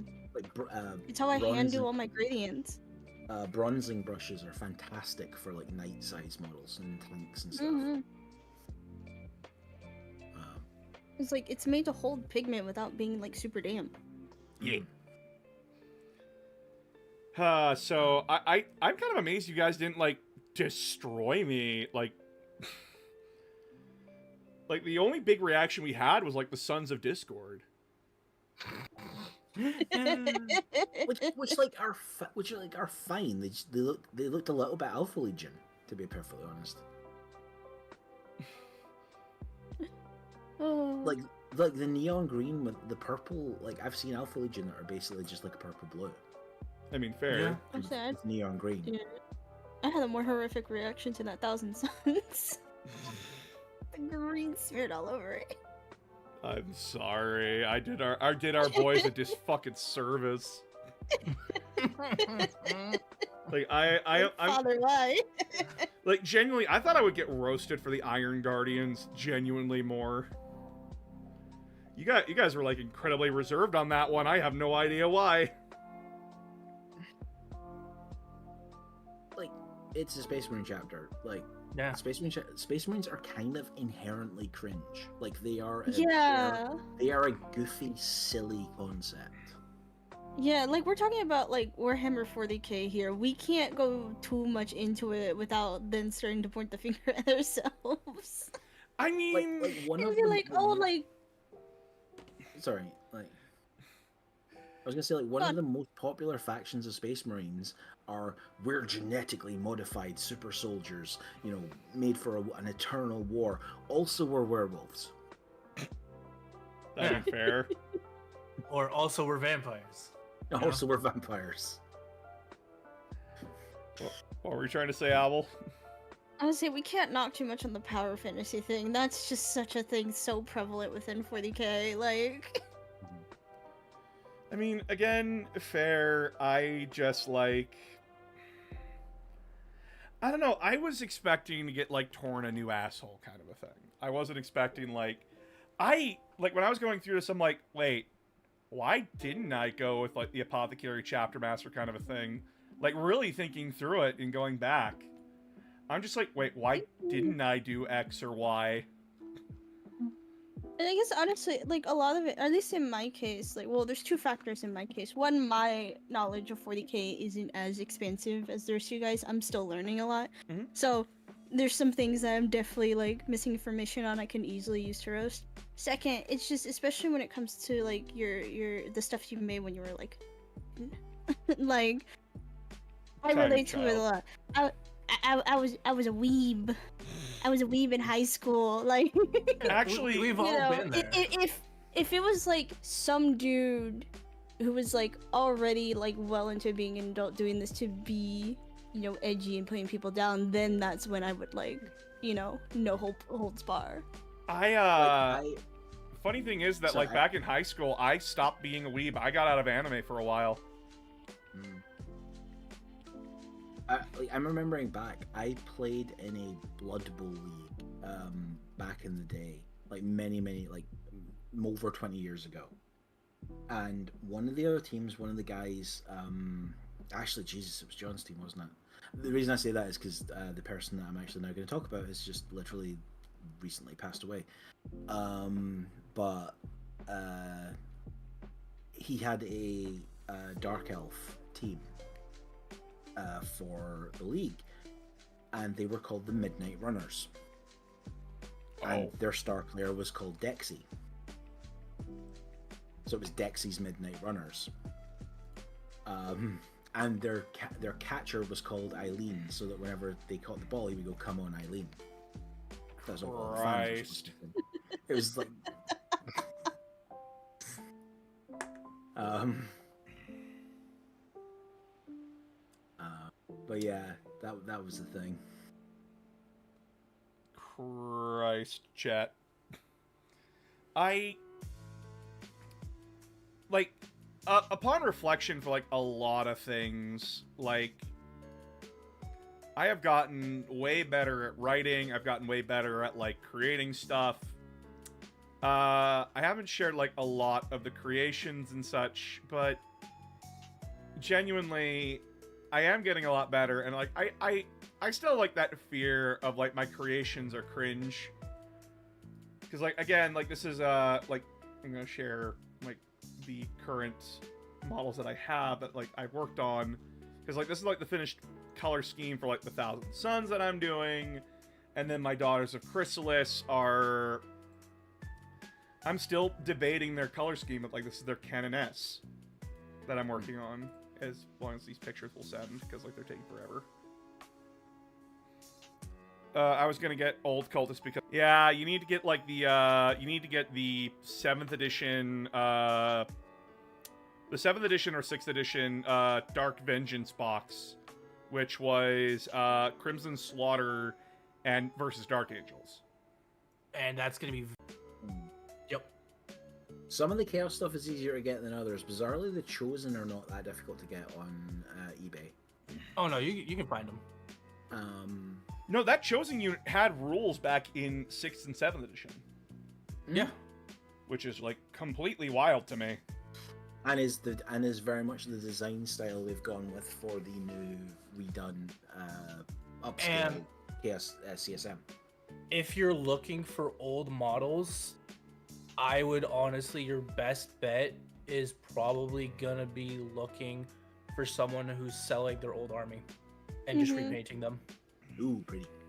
Yeah, Yeah, because this is my this is Ahriman. This is the Ahriman that I painted. yeah, trying to find them new in box is gonna be basically impossible. So like this is how far like I've come, kind of a thing. Like Ahriman a Disc of Zinch for my Corvidae cult. And this was 3 days. Like I worked on him over the course of 3 days.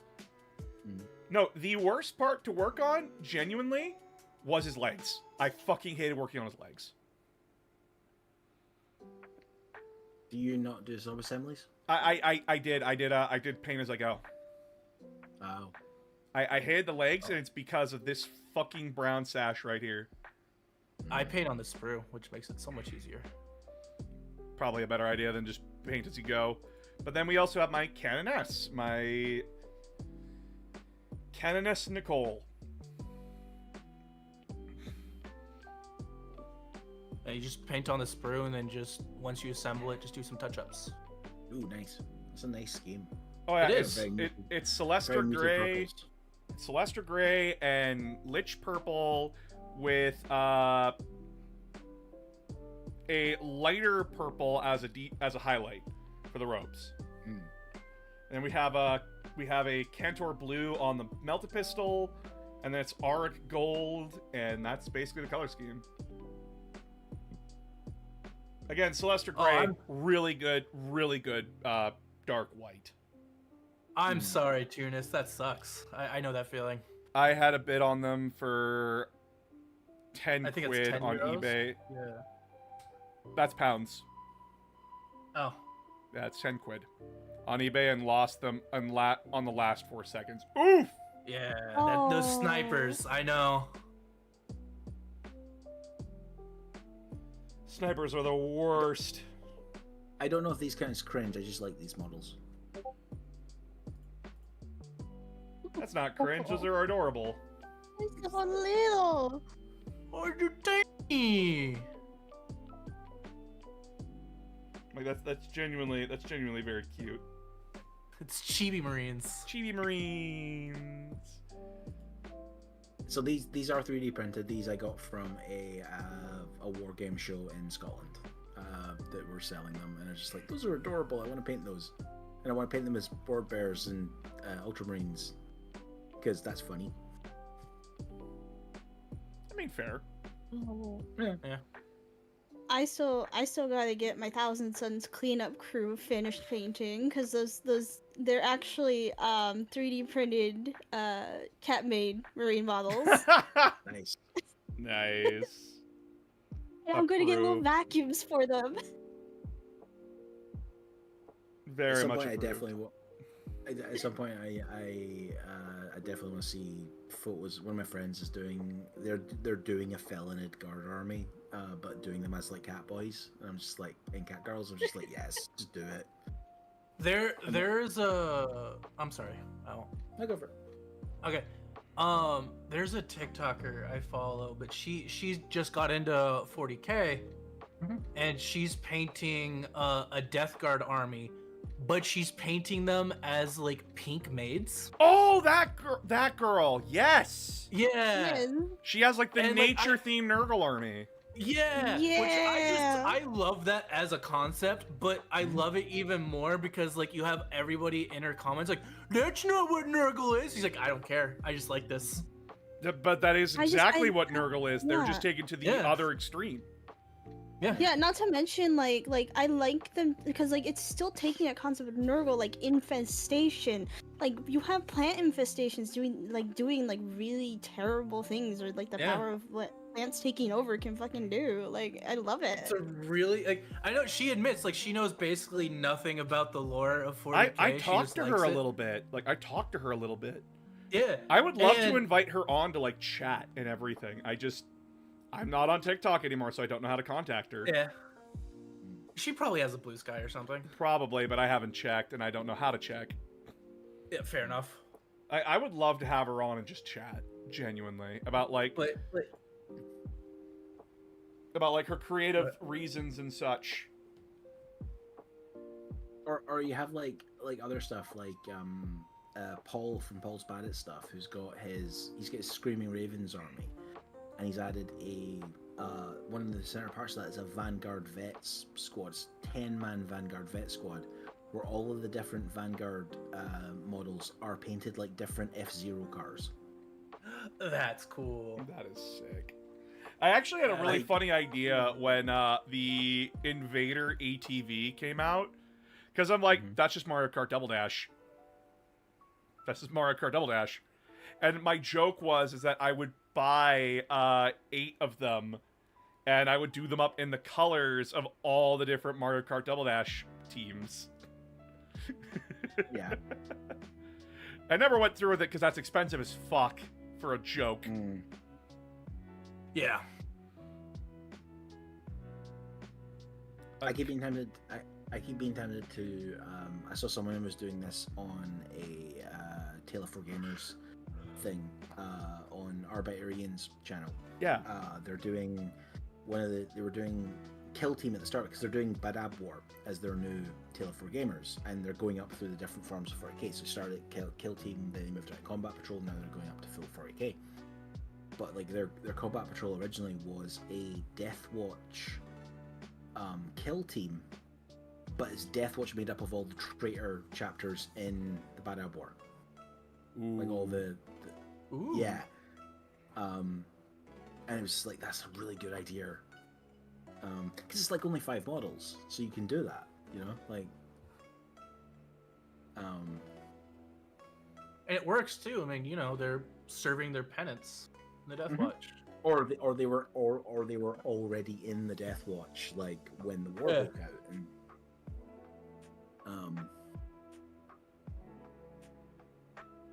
but yeah. Oh.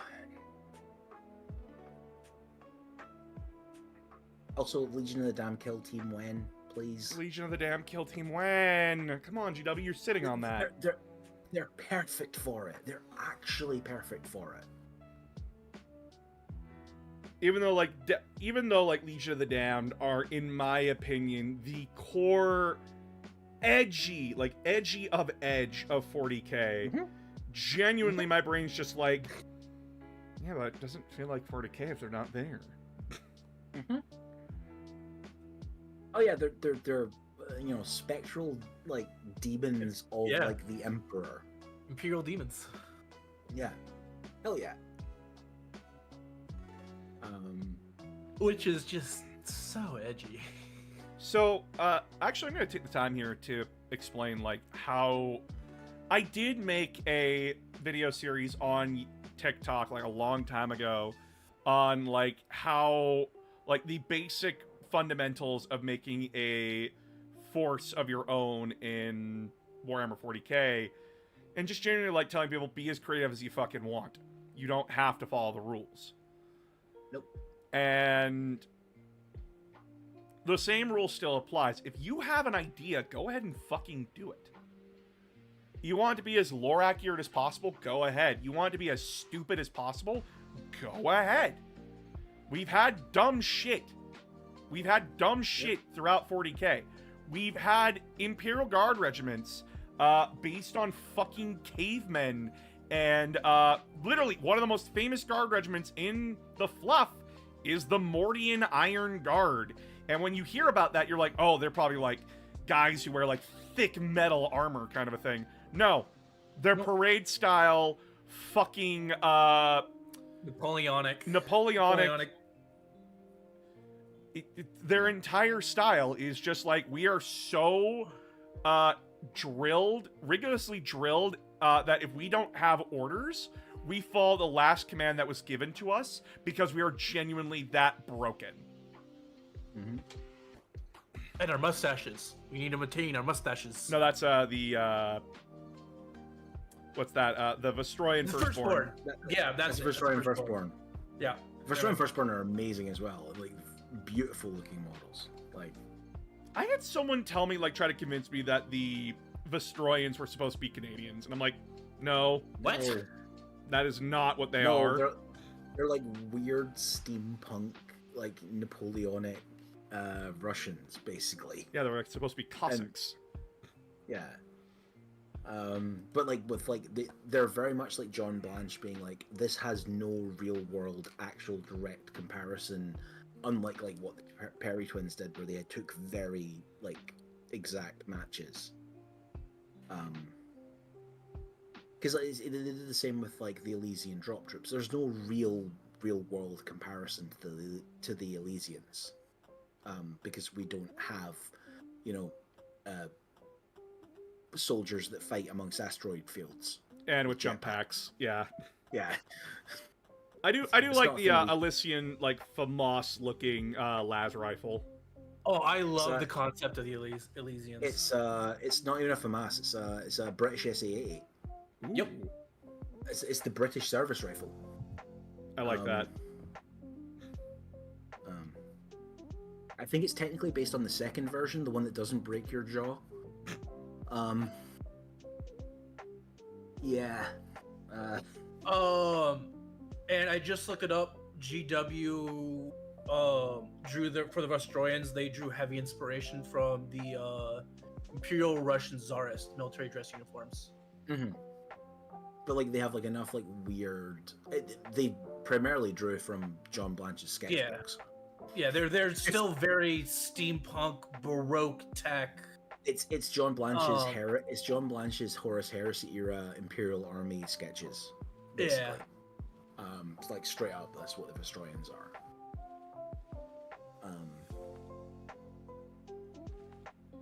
And like there's like other ones, like there is an entire Imperial Guard regiment of naked men and women that just paint themselves in woad and go into battle that way. I wonder who those are based off. Yeah, they're a Picts. thing that exists. They're based off the Picts. Mm-hmm. Or possibly the Germans who did the same thing. There were German berserkers who did the same thing. They didn't use blue though. They used No, they another did. color. They did? Wood's indigenous to most of Northern Europe. Okay. It's how you got blue before we could get indigo. I've been tending to get a Gellerpox kill team because those chaos spawn and it looks sick. Yeah. Yep. I mean, other cool thing about wood, just to very quickly go back to it. So it was the only way that in Europe you could get blue dye prior to the prior to importing indigo from Africa. From North Africa. The other way there was one other way to get blue dye, and it was by crushing lapis lazuli. the precious mineral. But the only way to do that was to travel across the Mediterranean Ocean, which is why lapis lazuli, that pigment, was called ultramarinus, or ultramarine, because it means you have to go over the water to get it, which is where you get ultramarine from as a term. All right. And then it's just a pun. That happens to also mean incredible soldier.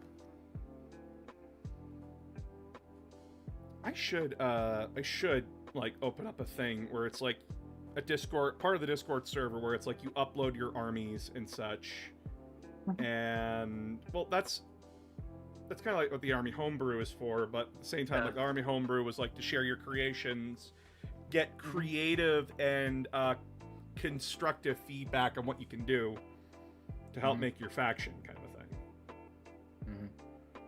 But like I think it would be a great idea for like a Sunday stream to go over like people's creative ideas and models and talk about them.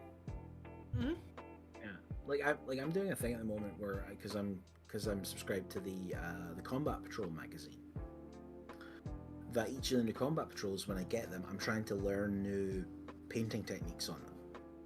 Like I'm trying to do something new with each one.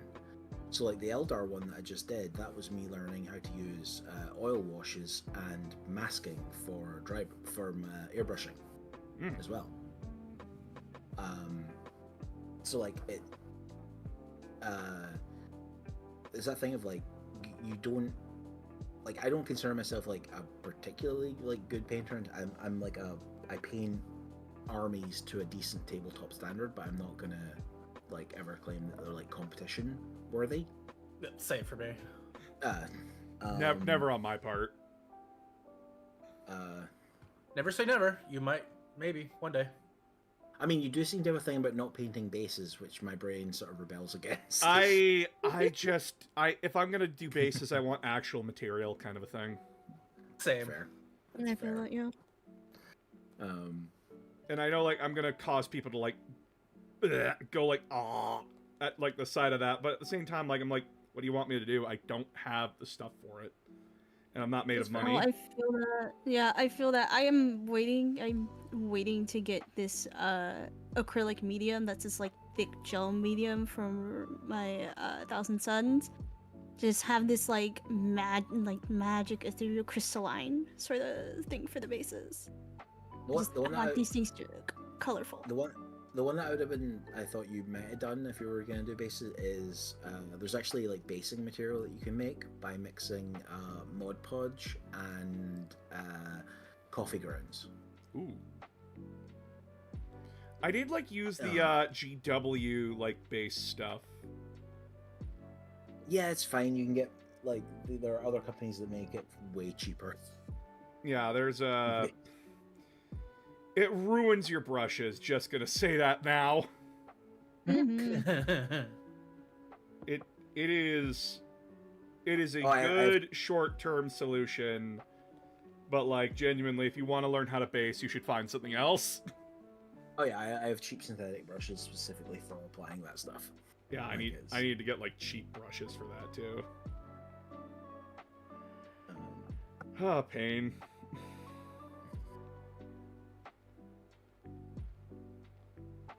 Like, yeah, the things that people end up putting, like that I've ended up putting on like wargame bases. Like currently, it's like piles of torn up cork placemat. Ooh, that was a good idea. It's a good way to get rocks. And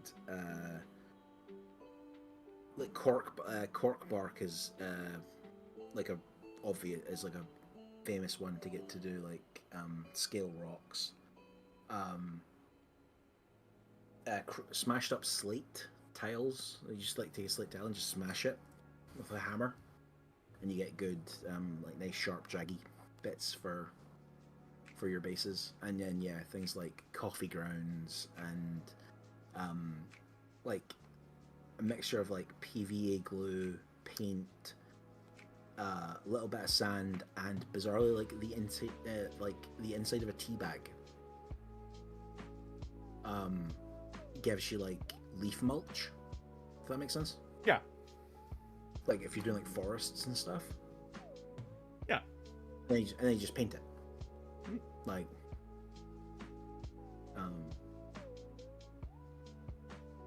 but yeah. Try to work out different ways to get like armies done quickly, so that I can actually, play the game. God, I am sitting here with like my 1,000 suns, and I'm just like, how the fuck am I gonna get all this done before June? And like, I don't even have my book yet, so like, what the fuck am I supposed to do? Hey, Shadow, how you doing, buddy? Hey. Oh, I forgot to change your volume. Ah, I'm sorry. flashbang from owl to my ears. Ah, You all right? ah. Fine. Am I talking loud? You're fine. In my volume level. No, I think my ear's ringing. Ow. What's that? Good job.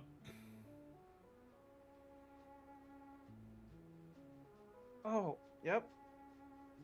Thank you, Owl. I appreciate that.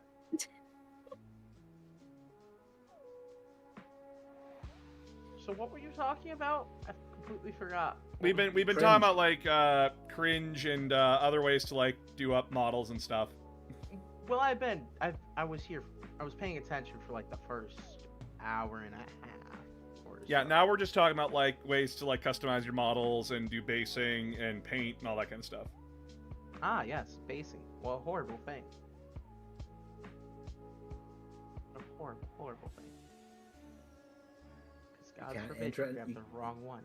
You apparently, according to Games Workshop, your model is not finished unless you have a textured base. Oh, well, You have to have a textured base. No, Yeah. no one cares, but it says in the rules that to be battle ready, the model needs to have at least 3 colors of paint on it and also have a textured base. That is insane. Who Who the fuck thought that was appropriate? the same Games people Workshop, that just. the same people who said you can't customize models. Mm-hmm. You can't include bits and pieces from one kit to another. Right. How fast did we rebel against that? Okay. Which is interesting Ah. because Golden Demon's like this week. Yeah. Wait, coming.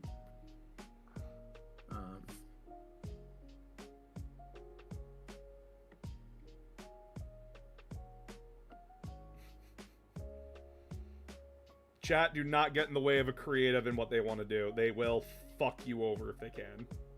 Absolutely. Oh, well! Get in the way of creative if they're about to do something they'll regret in the next year. I mean, did you see what I made? Yes, I did. And it really wasn't that bad. No. I was waiting to like get fucking torn asunder. I mean, your first one, I was like, damn it, I can't come in a call. I was gonna ask you if you had fucking bricks for hands with the painting. I was back in like 2008, 2009, 2010, I was a 12-year-old Child. painting. A wee child. A wee child, yeah. I technically don't even think you're supposed to be allowed to buy GW models at that point. You're Like, not allowed to buy GW models till you're 16, I think, for most game stores in the US. Yeah, except that's a lie because they absolutely said Oh. people are. Oh, 100%. Yeah. Mhm. In No, Canada, they I- want you to be right. above the age of 6. Because like they're worried that like a 6-year-old will still swallow the fucking pieces. Hold on. You can be above 6 years old and buy a GW kit. My poor head. Thank you for that one. So you had a creative thing that you wanted to share, Shadow? Yeah. I don't have pictures. Sadly / thankfully, when I first got into Warhammer, my first visual piece of media was the Ultramarine movie we talked about. Oh no! Yeah. Yeah. God, there's a video coming out on VR's channel of me showing her the Ultramarines movie. Oh Nah. God. Now, if anyone's here for it, me and Boss have sat in depth talking about that and how it was still fucked up, even though it's the rebuilding efforts after the gutting of, the company and whatnot. I decided at the time, oh hey, I like the look of this. I'm gonna come up with an idea. I tried making a Chaos Warband, and The color scheme was really bad. Well, what was the color scheme? So, Hornet Yellow? The what color? Hornet Yellow? Hornet yellow? Like, yeah. I want you to now pair that with the most neon, bright green you've ever seen in your life with neon pink accents. That does not sound good to my brain. No, and I don't know why I did it. Usually I was very good at colors at the time. I also was too young to know how inappropriate it was for me to know about Slanesh. So, yeah, I ran with that one. It was bad. I think I called them the Slashers or something. I mean, it's bad. I'm still haunted by the color scheme. I mean, you can say that, but have you seen the Rogue Trader era Salamander's color scheme? Yes, but I'm fairly certain it didn't have neon pink highlights across the crotch and chest. No, it does not. It's just a really bad Salamander's color scheme. Remember the original color scheme for the Salamanders? That's what he's talking about. Yeah. Yes, that's what's being referenced. I mean, I've seen some people paint it. I'm sorry. It's absolutely stunning. I just tuned back in. I was answering a text. Oh, as you were saying, Will, sorry. No, I've seen some people paint it since, and it looks absolutely stunning. But that's Yeah, no, this was bad. This was really bad. My regret is that I almost decided to write in a journal about them. Oh God. Yeah, I think I was like 8 years old. Oh yeah. You got to be very clear. My first box was Black Reach. My first exposure to Warhammer 40K was Dawn of War 1. So that's not a very good way to drop someone feet first into what Warhammer is. Arguably.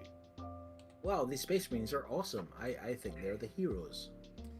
Yeah, no, that's horrible. That's definitely better than catching your uncle and his friends playing Rogue Trader and not quite explaining it to you or stopping you from grabbing a book. No, my dad is the one who introduced it to me. So. Yeah, I fully blame my uncle for why I'm so into Warhammer.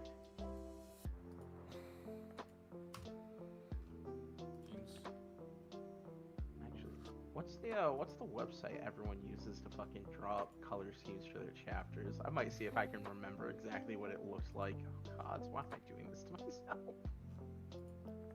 I think the first 40K book I ever read was the Ultramarines Omnibus.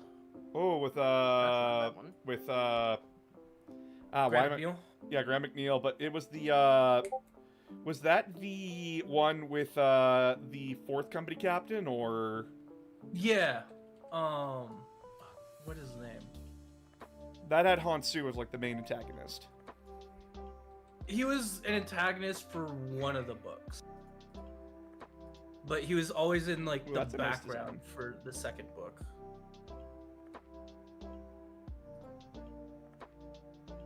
Because in the second book, he gets banished and gets sent off on penitence, which is where he meets Hanzu.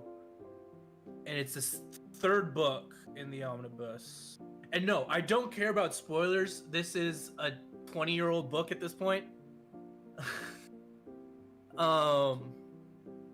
Yeah, no, Hanzo becomes the main antagonist in the third book. Yeah, when he assaults Ultramar. Hmm. When he assaults Ultramar. Well, the 500 world. I don't think it was actually Ultramar. Oh, McCrag. Yeah. Because Ultramar He is the assaults- realm. Yeah. I'm sorry. Why do I keep apologizing? I don't know. Yeah, I was gonna say, oh my god, you didn't get one piece of lore right? How dare you? Oh my god, you're such not a fan? Fan? Actually, Banishment. so I do have to ask, because Al, you say you don't know much about the lore, well, the Mhm. fluff of 40K. How much do you know, if I may ask? God. Yeah, kinda. I don't know how much I do know, cause like I've gone through like, I don't like stick to one thing and like really dig into it. I just kind of like go through bits and pieces of it, kind of accumulating small things of information on things. Mhm. I'm currently starting the Horus Heresy books. So is that? But my first book was actually The Infinite and Divine. Ooh. And that just made me love Necrons like a lot. So that after Thousand Suns, Necrons are my next army. It's a good book to start with for 40K, Mhm. honestly. The, I know, I've the been, like, Thousand Suns listening sent to, the like- Necrons to cease and desist. I love that meme. It's so good. Gaze I- upon this. You know, that just sounds like a really bad day for somebody. It is. Brother. That sounds like a Gaze really upon bad this. day. I could just picture somebody seeing that happening going, oh, Oh, fuck. Wait, I just. No. It would be like, wait, we have a legal system? yeah, that's what I'm saying, is it would be like, oh, Wait, we have a copyright system? What? huh? Are they gonna go to court with each other, or are they gonna start turning each other into dust again? What's Both. happening here? Both. So, so something I wanted you to do the other day, but no one did. I have a new sound on the soundboard here. I don't touch Oh. your soundboards. The last time you threatened to ban me. I threatened to ban you if you hit the bannable offense. I'm gonna mute this song It quick, is right hold there on. in the name. So I'm gonna mute the song here, I'm gonna mute the music in the background. So, I got a thing, and if we ever hear somebody say, like, it's too hard... No sleeping during your lessons! Learn! Learn! No. Yeah, no, you yelled at me for Megadeth because it interrupted your thought process. That's what happened. Oh my god, we gotta use that every time. So it's just be like, I can't pay. It's too hard. Yeah, I had my sound, like, maxed out when you did that and it hurt my ears. Well, there's boy. there's my tinnitus. Well, that's what Owl triggered, because Owl is 200% volume, and I was just like, oh no. I can't really hear. Am I talking loud? Yeah, Listen, my voice just has that much presence. but yeah, like, I added in the learn... そんなことするなんて知らない I didn't mean to click that. I'm sorry. Ah! The fuck is that? The motion tracker from Aliens. Yeah, the first thing that I saw just about triggered me. the first thing I saw about Warhammer was a TikTok about Nurgle around 4 years ago, which is pretty convenient since I'm doing Death Guard. I mean, fair, but it is jarring to me that I'm a lot of people's first exposure to Warhammer.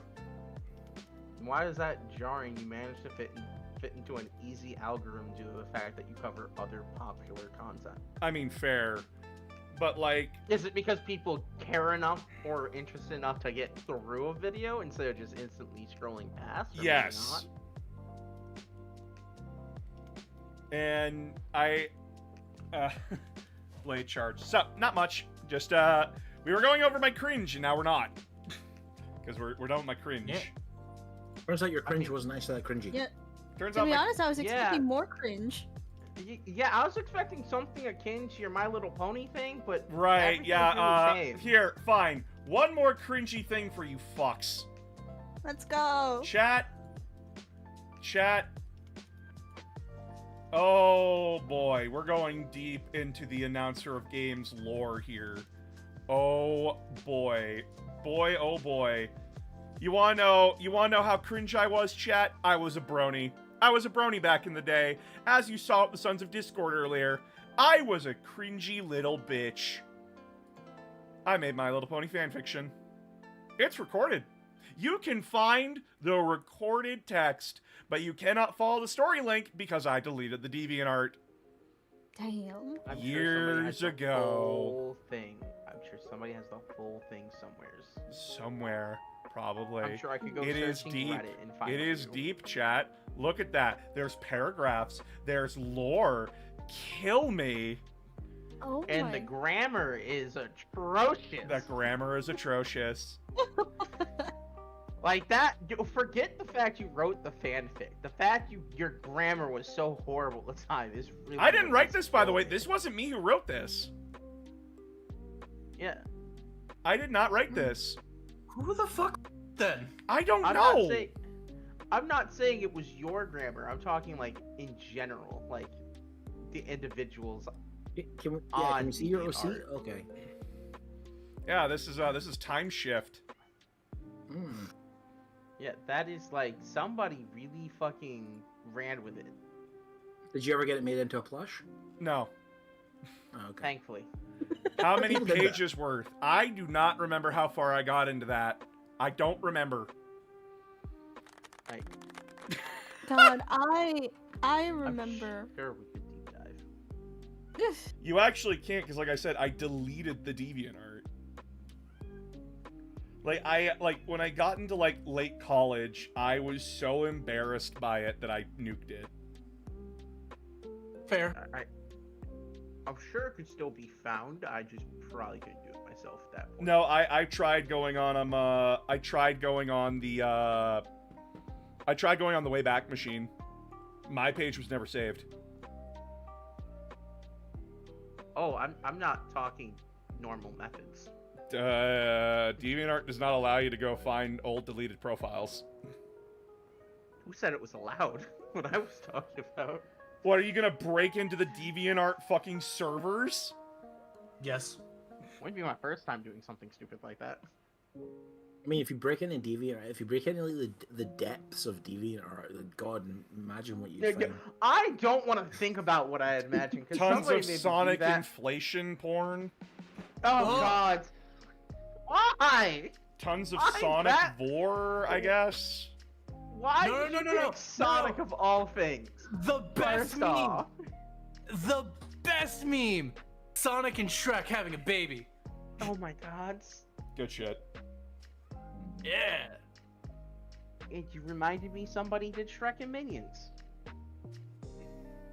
No. Oh yeah. The trauma.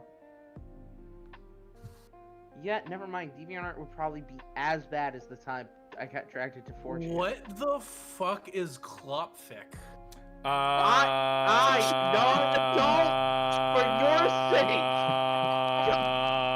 Go any further. That bring that. Oh man, that brings the flashbacks So- right there. TCOM. That's masturbating. To cartoon What? horses. Yes. For It's, children. the, Yes. it's the noise. It's the noise the hooves make. I am rubbing my eyes right now. Legitimately. My cat wants in 1 sec. I tried telling you it was gonna be bad. A I little piece, tried telling you. a little piece in me just died right now. Come up here. For the I sake don't- of any mean- gods, you reverse. Don't look it up. Why did you? I- why Like, did you remind me? I literally told you, don't go any further. Stop. I'm not saying Like- this is any better, but they almost certain. But like, there was a theory amongst the fandom that one of the Will, reasons they please. released Equestria Girls, which was basically My Little Pony, but they're teenage girls in high school, as in like actual anthropomorphic teenage girls, was to make the Clop less weird. Yes. Even though it was clearly because Why they made a did you deal with the remind Barbie. me of that? It's Yeah, it's yes, clear because they it's- made a deal with Mattel. Yeah, they wanted to make their own brats. Like, Why did you remind me that exists? Because if I must suffer, you must suffer, as a character from Call of Duty said. Do they sell Raul bleach for the Menendez. brand? Brain bleach Actually, to remind actually, you. it does get worse, by the way. Brain It gets bleach so much for worse. when you Keep calm. for when you have the horrible moment of seeing your grandma come out of the shower. I mean, I also Or- wanna- Or Oh, when you catch them doing the deed.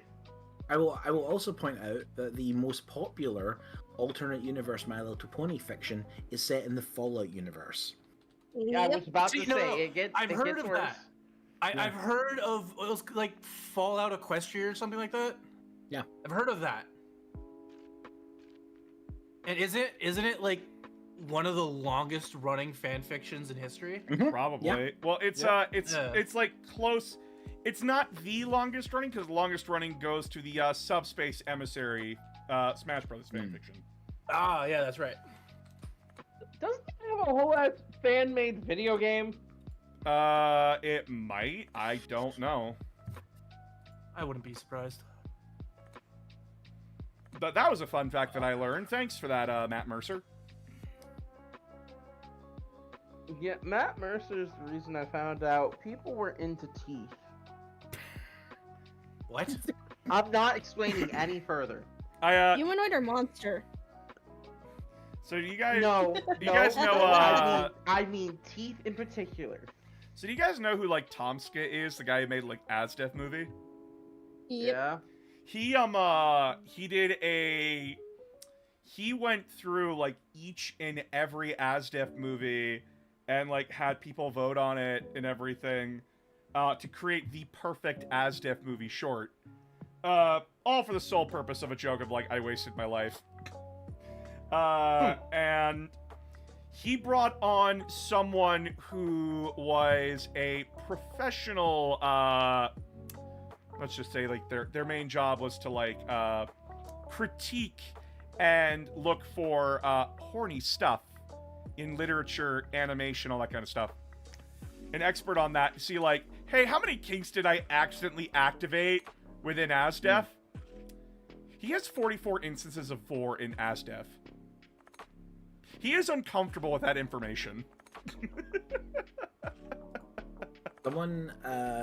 Someone compiled a episode by episode kink guide for Totally Spies. That's a long one. It's like 8 or 9 kinks per episode. It's weird. Yeah. Good job, team. Wild. Totally Spies was a weird show. Totally Yeah. Spies is Okay. very weird. I want to point out something. For There's a Totally lot of Spies hypnosis real in that quick. show. Yes, Yeah, that's what I was about to say. I totally is wasn't Totally ruined by that. I Spies- totally wasn't ruined by that. Thanks, chat. I think the creators were working through something when they were writing that show. Oh, the creators actually, they met with Saberspark and they talked about it. For the creators, like the 2 original creators, it was just happy coincidence. Yeah. Like, genuinely, they were like, I genuinely didn't realize, I didn't know. But, It's like the amazing story from the, I think it was the creator of, was it Jake Long American Dragon? He was talking about it. And, like, he was talking about he was having dinner with the showrunner from Kim Possible. Oh, They both worked at God. Disney. Oh no. And he was like, I don't know how to deal with this.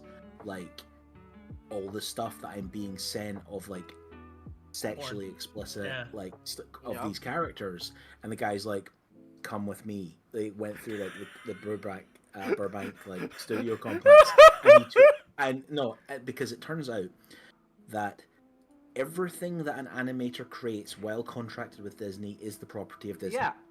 Yep. Right. The porn And they have vault. Yep, and they have. So he took him to the millions of Disney porn vault.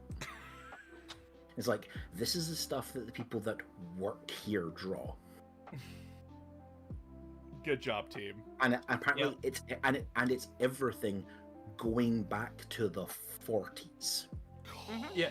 Well, also the the 80s was a wild time for it, by the way. well, also That the Pog face, tradition. oh shit. The tradition of animators doing sexually explicit stuff actually goes back to how do I put this? Body positioning, I guess. Yeah, it really does go back that far. Yeah, Because in order to get an appropriate angle or anatomy, understanding- body anatomy. That's Yeah. a better term for it. Like Yep. and so like that's what a lot of them do, and yeah. Because that can be janky and you don't need to worry about it costing you career. Yeah. So, fun fact, you know. with Disney back in the day, when Walt Disney was still around and alive, 2 animators for a Christmas party did a short animation where it was Minnie and Mickey Mouse going at it with rough BDSM sex. And this was a joke. This was a practical joke. Walt Disney was in the crowd. He was in the audience watching it, laughing along with them, having a good time. And then after the short was done, the 2 people that made it were standing on stage, bowing and taking the applause. Walt Disney, still clapping, walked up to them and said, "You're fired." Yeah. Mind you, that video still sits in the Disney vault. It still sits in the Disney vault to this day. Yeah. If I ever came across one of my employees doing that in public, I'd fire them. No, this Yeah. was a private Christmas party. Oh, a private Christmas? That's different. Like Yeah. It was what? a private employee Christmas party of like The- select individuals. There's an internet video about the wildest party that Walt Disney ever threw. It is insane. It was the wrap party for Snow White. It basically took over a resort in upstate California, and it involved a horse being ridden into a pool. Yeah. Those parties were crazy.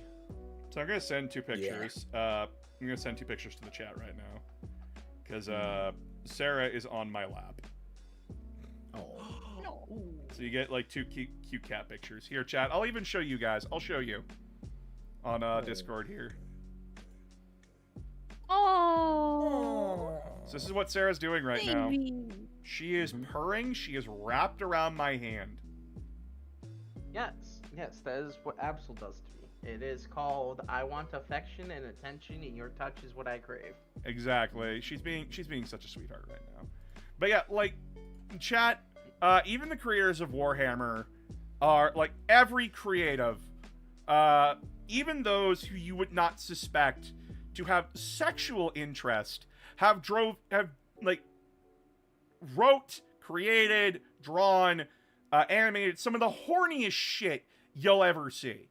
I was about to say, I know several asexual individuals who their entire cash income is furry porn. Yep. Mm-hmm. I have yeah, no that's interest just- in I'm doing not- this, as many of my I'm friends have not said. talking like small amounts. I'm talking 7 figures a year is what they make on it. I remember hanging out with an art friend, and I'm just like, wait, how much of this stuff is saved on your computer? And they I have grabbed their hard laptop, drives. they put it in front of me, and said, click the homework folder. It's not my folder. Folders upon folders of references, characters they've drawn, and commissions they've had. Mhm. I do not want to remember all that. So I want to make it worse on you, real quick. I knew somebody who had boxes full of hard drives with the stuff on it. Oh, most likely. They kept copies of all of their work in case they needed to go back and reference it. Like, This guys, was even 10 I years of hard drive. role played and I wrote smut. I still do it. I still I'm do writing it. smut right now, actually. I still do it. I don't do it Okay. publicly, but I do it very much in private. Yeah, me and Shadow had this conversation yesterday. I am working on something that is it is smut, but it's also exploring the It is What'd I tell you? psychologically it's invigorating. exploring power dynamics and consent. Yeah. Basically. I actually, It helps. so it I helps people watch a understand guy the named world Comic better. Drake, actually. And I learned, like, there's a whole industry for, like, actual serious, like, not safe for work, comics like that. I'm friends with so many people who do stuff like that. And the funny part is, chat, most of them are VTubers.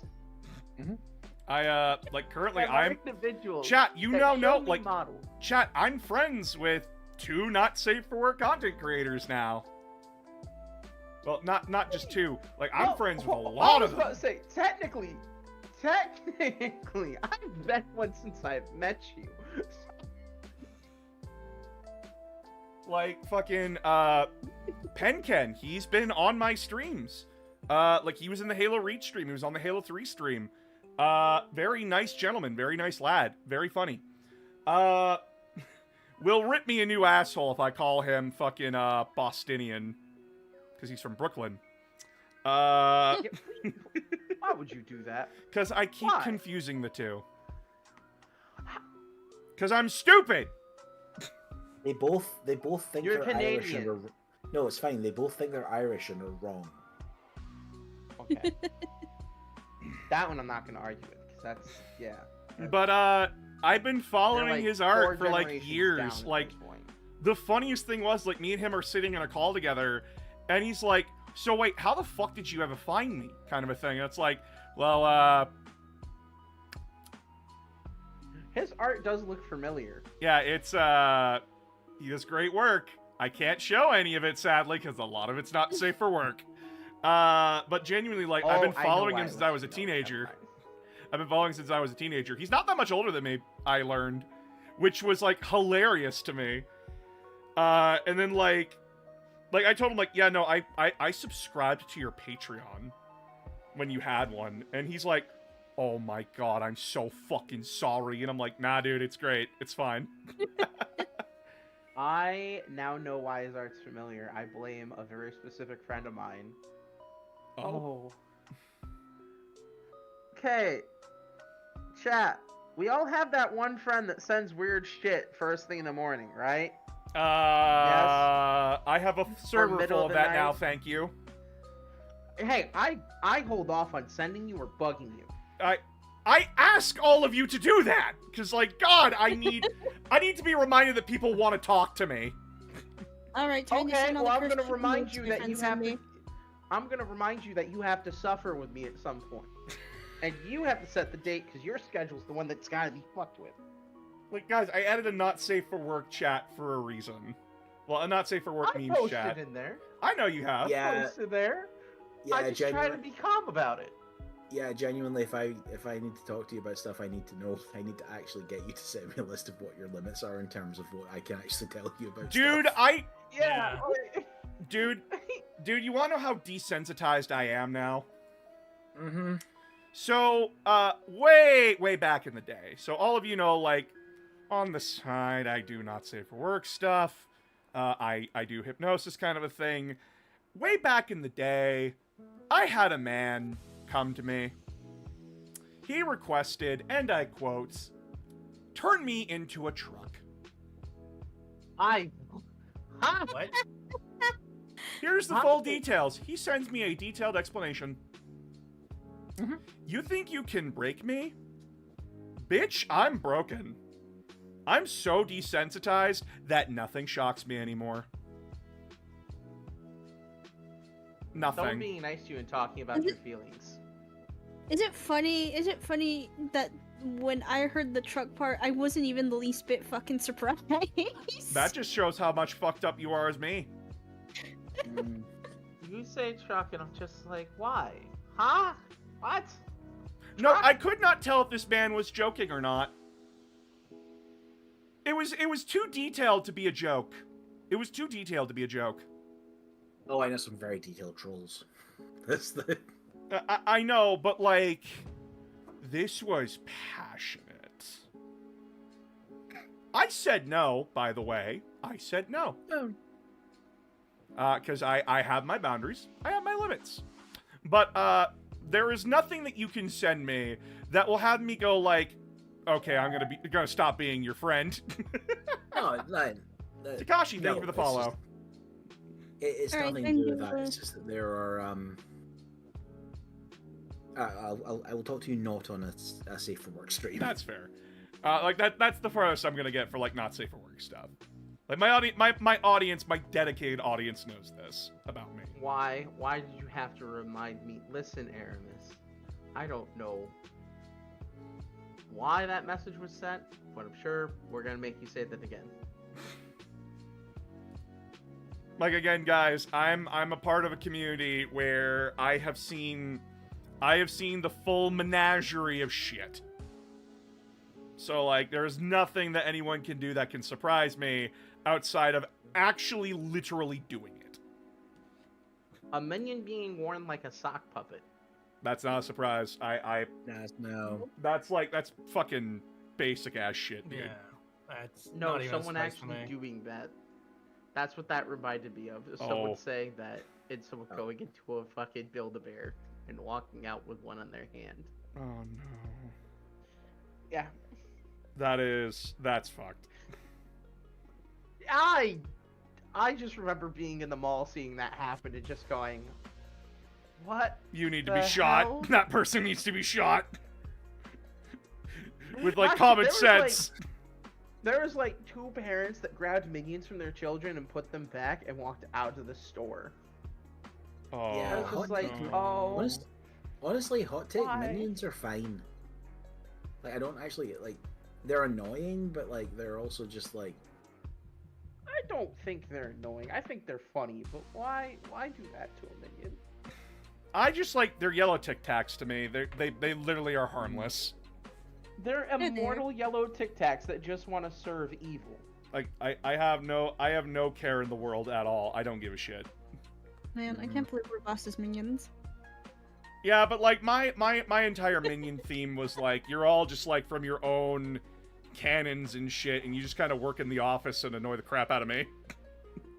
Yeah, but at least he doesn't have to worry about supplying bananas. True.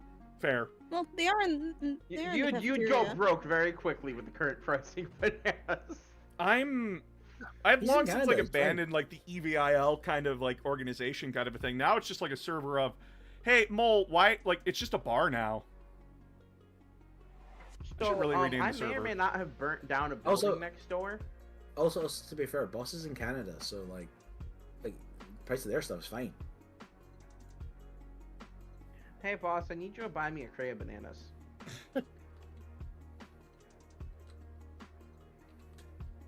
No, the problem is we can't send it to you because if it goes over the border, you pay tax on it. It's fine. It's That's how fine. tariffs work. It's fine. You are the one that I'll pays just, for them.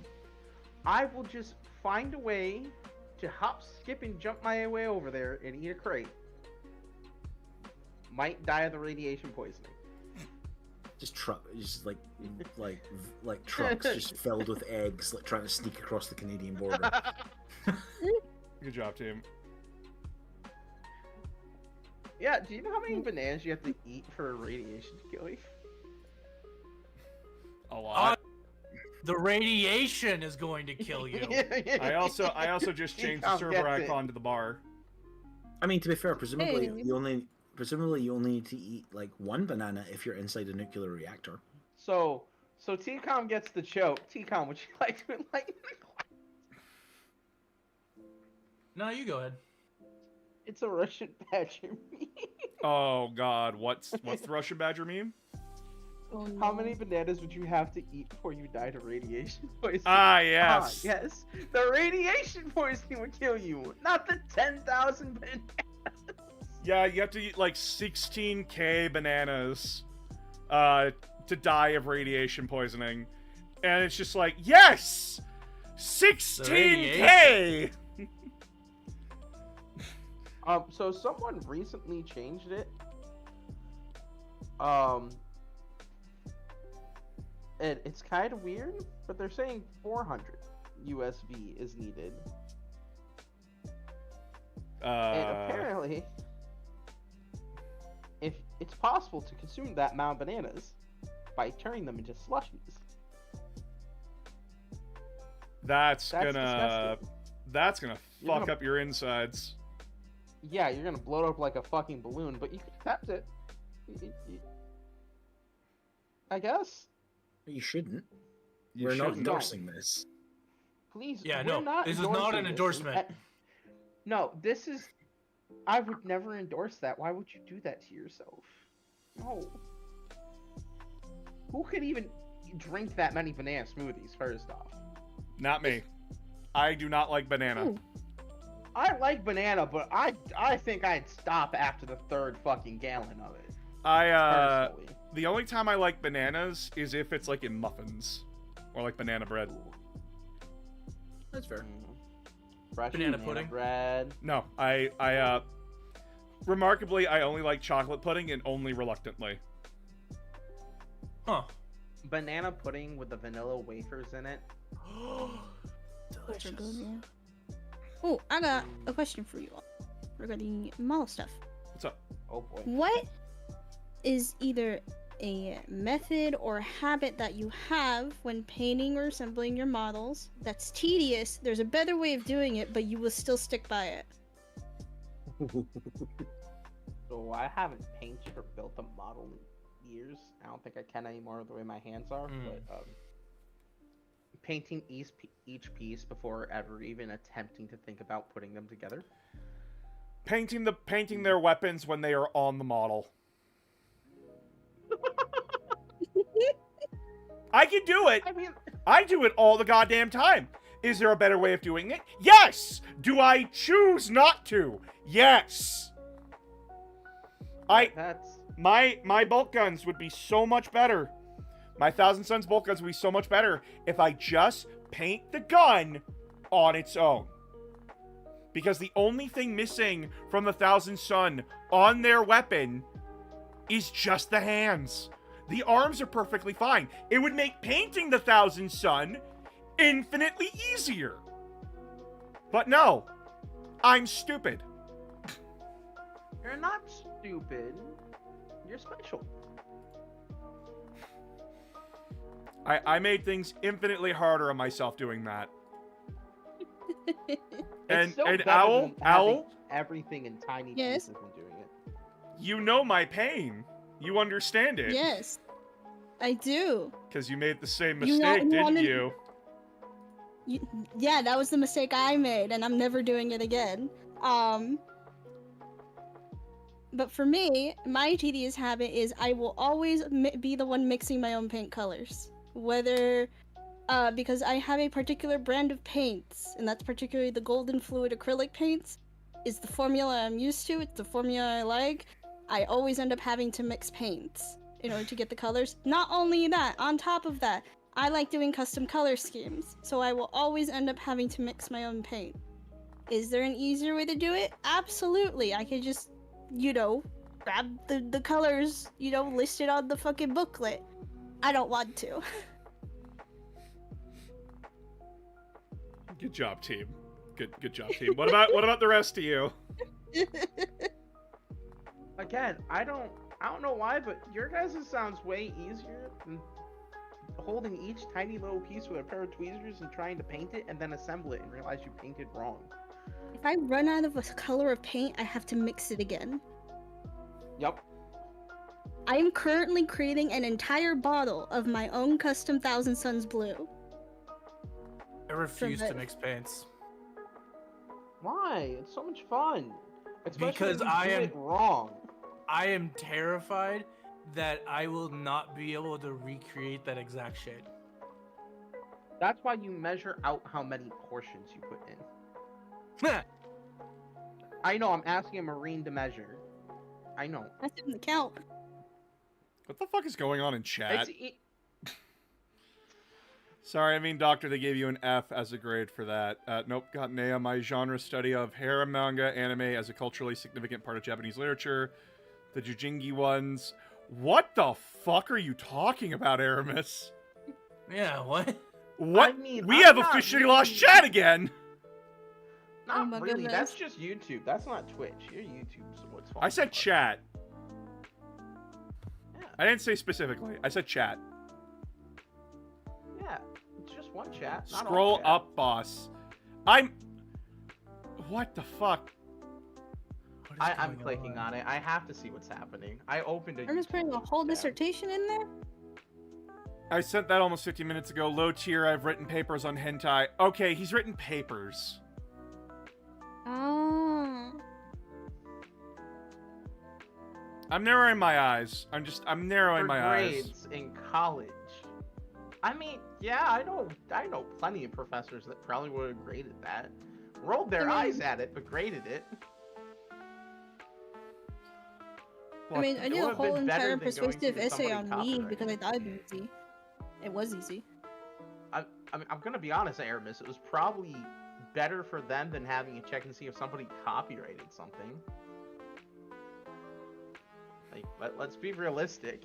Owl, I If they know your have to pain. pick- I have to mix my own colors sometimes when I'm using Pro Acryl. Another 40k sin that I have found out within the painting community is that I use Citadel paints. I use the official GW paints, and apparently that's a sin. I use them too. I think it's less of a sin and more of why would you use something that's a lesser item? 'Cause fuck you. It's what I'm used to using, and I refuse to change. I also I refuse to don't- change. I'm autistic. I got my comfort zone. Fuck you. I'm not saying Exactly. Not I to feel mention- this way. no- I'm just saying people are like that. Yeah. Like, I can definitely see why someone would decide to stick with Citadel. Again, it's why I stick with Golden. Like, sure, are there cheaper alternatives that I can use that work just fine? Yeah, but Golden is the formula I'm used to. Is there definitely a way for you to go about it that's not gonna cause you more headaches? Yes. That's not changing. That means I have to learn a whole entire new system. That's harder in my brain. Unless that's how it is when I teach people certain stuff. They're just like, why don't you do it this way? Because this entire system is all I know and is the most correct system you're ever gonna get out of me. Yeah, and another thing about these acrylics that I use, they dry glossy, and so people are like, why do you still use them, especially for your miniatures? Because I used to use them when I did doll customization, and I'm just like, you know, matte sealing exists, right? I don't care if it still looks like satiny. I mean, it's fine. I don't care about the glossiness, to be honest. Well, I'll show you all like why I do what I do for like my paints and such. So like I'm just gonna drag up the GW site. One sec. Well, honestly, the glossiness. If you're doing like a Space Marine that's in his pristine armor, he hasn't even been in combat yet, it works. It looks really good. Honestly, I think it'd be a nice contrast with like, cause I actually use my white primer to do the dust effect on my Thousand Suns, so you have the contrast of this glossy, like darker, you know, blue-green color, and then So- you have this matte dusting on it. I want to make this explicitly clear about the GW paints. This is why I like Citadel. Simply because their colors are on display for you to see immediately the different shades that you're working with. Yep. This is why I like them. I hate everything fucking else because nothing else does this. This is why I get pissed off. Have you seen the new Army Painter Triads? I have not. So since Army Painter relaunched their main paint line, that's now called the Fanatic line, they have arranged their entire paint range into essentially sets of 6, and the bottle tells you where on the highlight step that set of 6 is. So it's like shade, mid-tone, highlight, shade, mid-tone, highlight. But you know what I mean? Yeah. But what I mean is, I'm not talking about like the step by step. I'm talking about like for someone, my eyes are really attracted to color, like the shades and everything. I don't need to know about the shades. I don't need to know about like the lines and everything because my brain just does that automatically. It's when I'm trying to think of like a color scheme and everything. I want to have the color accessible immediately. I don't want to mix for it. I don't want to like waste time doing that. I want to be as efficient as possible. It's all about efficiency. So having this directory, are the prices bullshit? Yes, I'm not arguing that. It's like the amount of paint you get stupid? Yes. These should be like at max $5. Period. No ifs, ands, or buts. But like, if I want like a light blue that's like icy, it's right there. Or do I want like a darker blue like that? Do I want a yellow? What kind of yellow do I want? I want more of an Imperial Fist yellow. I want more of this moldy lemon yellow. So on and so forth. That's what I want. That's how I work. Is it completely like that scenario of what Owl said, is that it's completely like counterproductive? Yes. But it's how I work. It's how I operate, and I'm not going to change that. And I will shill slightly for Warpaint's Fanatic. That is their current range. Check it in chat. I will grab it. Ooh, this helps. This! Yeah. This is what I mean, chat. More fucking groups should do this. Genuinely. Not only that, on the bottle it has like the brand name, as in like it'll be like, as an example, like Triumphant Navy, and then on the bottle it'll say Dark Navy Blue.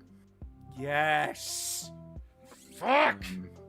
This is what I need, chat. Like, I need stuff like this. This helps my brain. You can also buy these as sets of 6.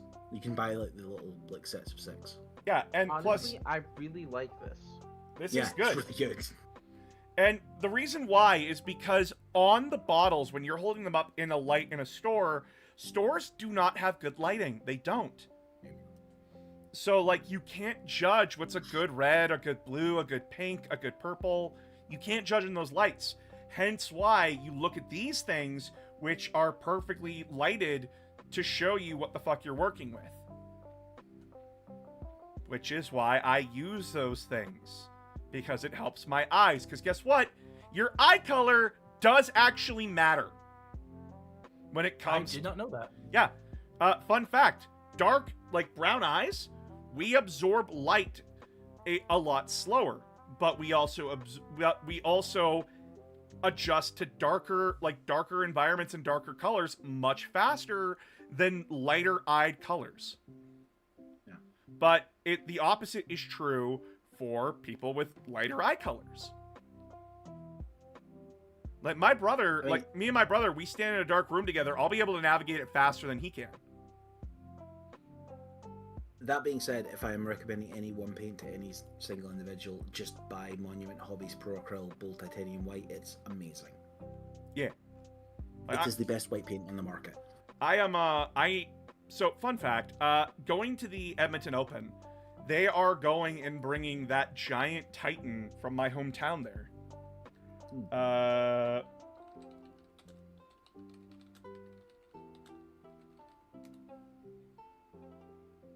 What was it?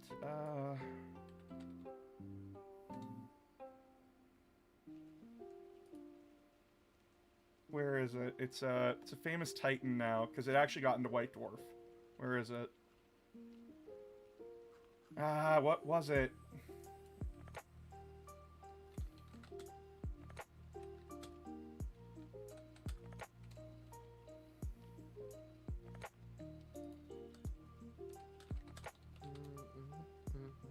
Ah, fuck. I don't remember what it's called. Shit.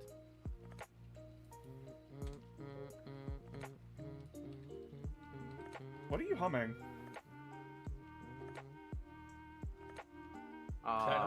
I was listening to S&M by Rihanna.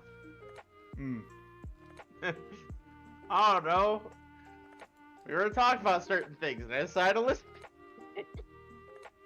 Fuck, it got into an article. Son of a bitch.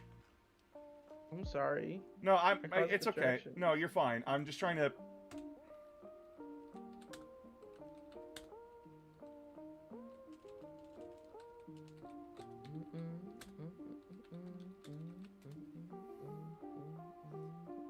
fuck, where is it? Like, there was a whole thing for it. Ah!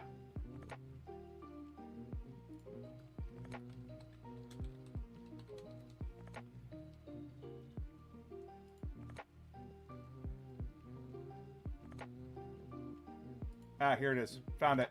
Thank you. No, fuck. I don't want that. Continue. Fuck you. Alright. I found it. Alright, this Titan here. This thing right here. On the stream. Ooh. I know the people who built this. They are the wife of this team is currently painting my brother's Elthran.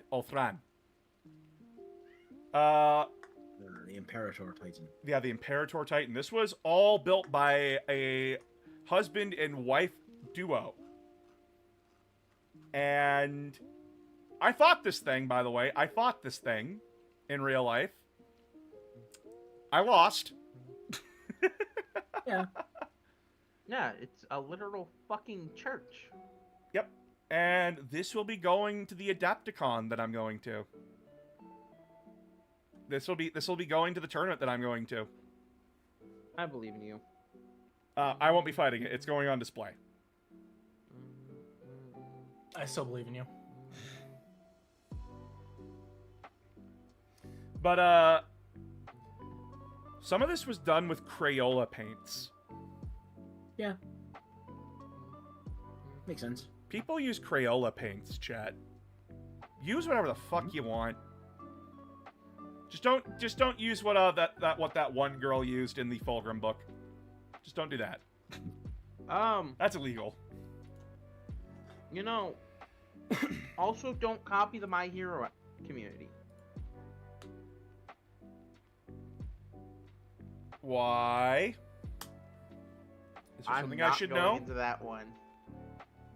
Owl? I'm not going into that one. Owl, do you know? I have no idea. The My Hero community? Oh, thank God. I mean, it was also, also a thing in 2020, I mean, also 2021, saying- 2022. I mean, also seeing as we were talking about bronies earlier, don't put your Warhammer models in a jar. Please don't. Just Aw. saying. Also, don't sit on the jar. Aw. I just heard a grunt of uncomfortable. That was Owl. I'm sitting here going like, how bad is this? And nothing's showing up, and I'm like, so this is probably the internet did a good job of deleting it. Which is impressive because my thing didn't get deleted. Well, one involved a pony, the other involved minors. Oh no. Oh no. Yeah. Moving Moving onward. on. I don't know what else like from that. I don't know like what else I could have done that could have been cringe back in the day. I really don't know. Probably not adequately keeping track of whether or not something was overpowered. To apply water slide transfers with PVA glue, because I know someone that did that. No, I never did. I tried using transfer sheets and I still struggle with them today. Have you tried them I with do Microsol and Microset? A micro what? There's two products you can get. They're called Microsol and Microset, and they are one is a it says like it's a setting solution for water slide transfers. Another one is a sticking solution, essentially. So you prime it with the Microset, put your transfer, you slide the transfer onto it, and then you paint a couple layers. You let it dry fully, and then paint like layers of Microsol on it. Which what it does is it softens the transfer and makes it conform to the shape better. They're you buy them basically together. They're fairly cheap. They're very, very good.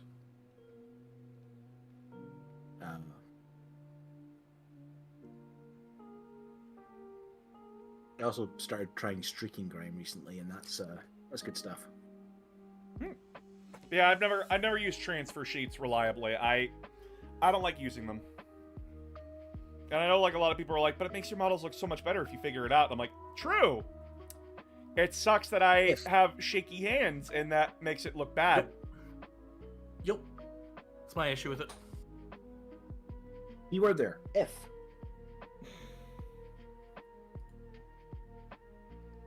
So just lots of pain, lots of trouble, that kind of thing. I just got reminded that there's similar issues in every hobby community of crafting. And it's always small, intricate details. And not wanting to paint the same thing 40 times over, because it's a tiny little emblem. I'm gonna be Yep. I'm gonna be fucking struggling with my Thousand Suns here for like the next couple of months. Like I might make some of these Sunday streams, paint streams, and just like kind of like what's the term I'm using here? What's the word? What? It's the action of like having stuff in a line and you just go down the line. Fucking. Batch painting? Not batch painting, like fucking Assembly line? assembly line. Assembly Thank line? you. Yeah, you're an assembly line it. Yeah. Oh yeah, sorry, because I was out of the room when you asked about it. If you want to know my annoying habit when I'm painting, when I'm doing things assembly line, I will go back and clean up the previous layer after every new color, rather than just waiting to the end when I can do it all in one go. It takes forever. Yeah, I'm gonna be like, so I'm gonna like do all like the bone color on everything, like get the bone on like all the spots that I want the bone to be on. By the way, I'm doing bone. If it's a leader, they get black. If it's a regular marine, they get bone. I'm gonna be doing it on like where we have like all those lines on the Thousand Suns, Mm-hmm. and then details will be black for everyone, but then sergeants get silver. Because I noticed the Blood Ravens really like using silver for their details. Mhm. And then after I get all the bone on them, it's going to be black detail. And then assembly line more for green eyes. Ooh. And then weapons. Which still trying to figure out, like, how thick of a brush... Well, how thin of a brush I need. Or, like, should I just use toothpicks to, like, get those runes inside their guns? I would say toothpicks. Personally. You can also just cut down an old brush into like a couple of bristles thin. Or nail art liners, lining brushes also work. Yeah.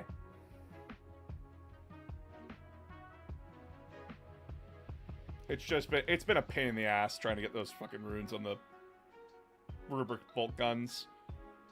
And like I see some paint styles where like they don't do it at all, and I'm like, so does that make me lazy or stupid? Because I can't figure it No. out. No. Again, I keep using the word special because everyone is special in their own way. Alright, I'll be right back. I need to use the washroom. Okay. Talk about something Are- cringy or something creative that you guys do. I'll be right back. I don't know how cringe it is, but actually no, it's probably highly not a fun thing for others. Would I enjoy playing video games at the worst possible difficulty with handicaps without belief for about 12 to 14 hours, several days in a row, and then try to get others to do the same thing? No. Why not? Lose your mind with me. No, why would I put myself through that? I play Because video it's games. fun. I play video games to enjoy them and to usually experience the stories that the creators want me to. But I it don't is so feel like much punishing fun watching myself. everything get blown to pieces. I say this Along as with- a PvP player. No. You played Destiny. I don't think you count at this point. Hey, I don't stopped, think you- okay? I stopped. That doesn't change the fact you're a Destiny player. That's I that's quit how that habit, one okay? works. I'm the crazy motherfucker that looks at, oh hey, am I gonna do this with only this weak ass weapon for no good reason? Yes I am. Hey, you should come do it with me. Why? Because it'll be fun. 3 hours later, about 200 deaths in. It was fun. Oh, you shall be alone in your suffering. No, you can come along too. No, I'm good. Why not? I It's play like games doing- for fun. It's like playing PvP, but instead the AI are treating you worse than the players do, and it's fun. No, I'm good. Why not? I'm good. It's like if you played Doom with only the pistol and never upgrade it. Listen, if I wanted to play a game with difficulty in it, I just play Ultra Kill. At least that's fun. Or go play Counter Strike. God, no. Why not? No, Why not? I'll just play Ultra Kill. Fun.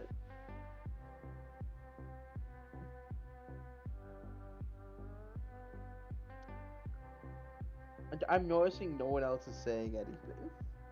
Uh-huh. Hello? Well, it's you're kind of sinking into Yes. your hole. I'm trying to argue Question. for this.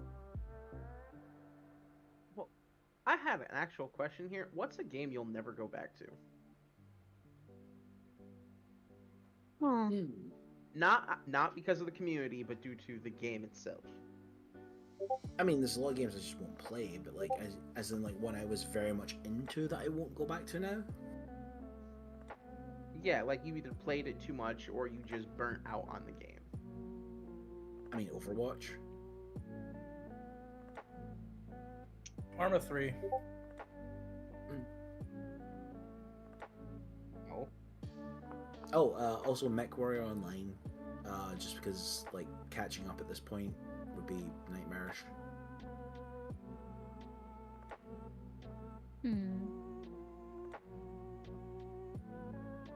I mean, the game I mentioned before, Destiny. I won't go back to Destiny. I've gotten tired of all the company decisions and shit like that. I still catch up. I still keep up to the lore and stuff, but like, Well, that's why I said the game, not like the community and stuff like that. Like it was the game well, itself. I you burned out wasn't. on. What? Sorry. The constant grind. Mhm. The constant, again, everything being like blocked behind paywalls and shit like that. And then, you know, the stuff that once you got through those paywalls, it was just still constant grind. Yeah.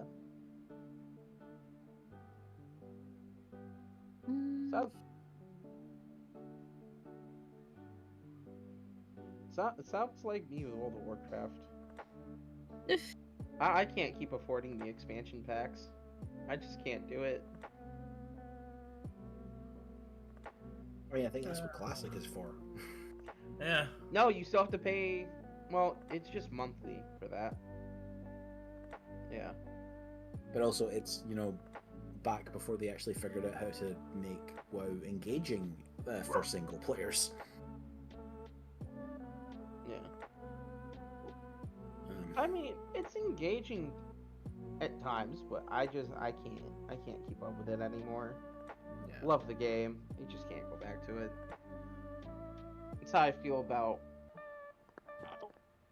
No pain. Fuck, what was it? It's an older game now. Jeez, I don't want to think about that. That's freaking 04, 05. They made newer ones. I refuse to get back into the series. Oh god. It's part of the Total War series, but it's not the RTS ones. It's their third person combat games. Oh, right, okay. I think it was like Sparta's Last Stand or something like that. Sparta's Warrior. They still making those? No, I think they stopped, but that was like the one I played a lot of on the OG Xbox. Mm. Spartan Total Warrior was on the original Xbox and PlayStation 2. I played it, and then some of the other ones that they came out with afterwards, I couldn't. Alright, I'm back. I'd play Total Warrior way too much.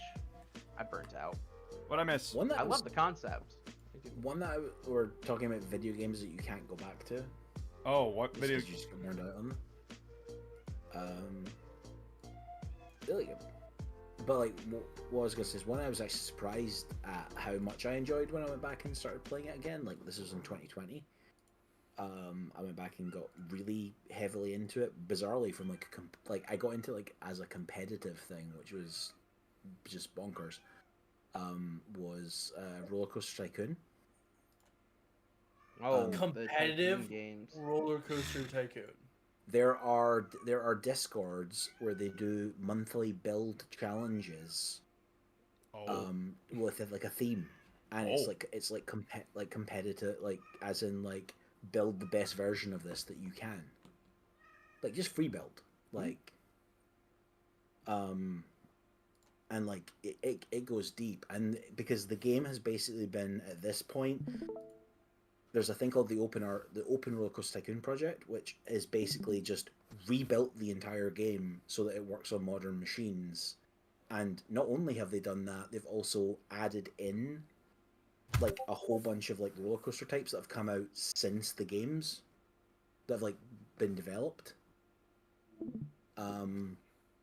It's insanely good fun, like to play now. It runs really well. They've got a whole bunch of like quality of life improvements and stuff. And like I got back into in 2020 and got really into it, like to the point that in 2021 I took part in a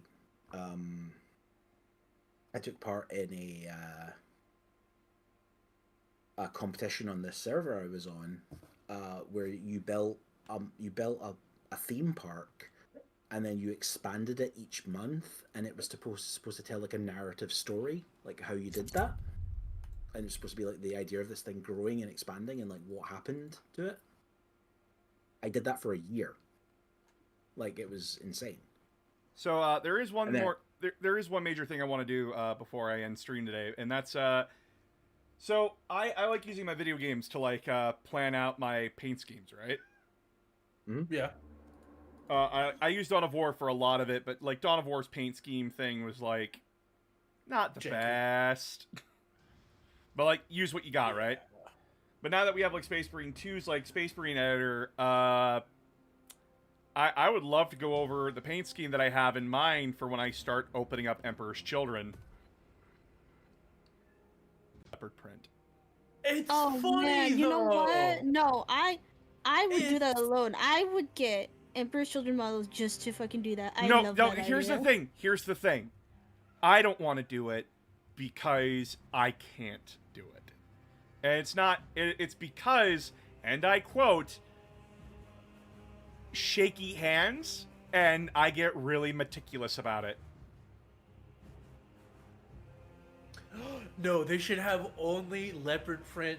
Like make it look like they're wearing leopard print underwear. Yes. Or I mean, if you don't want to do leopard print, which I totally respect and understand, you can always do Yeah. zebra print.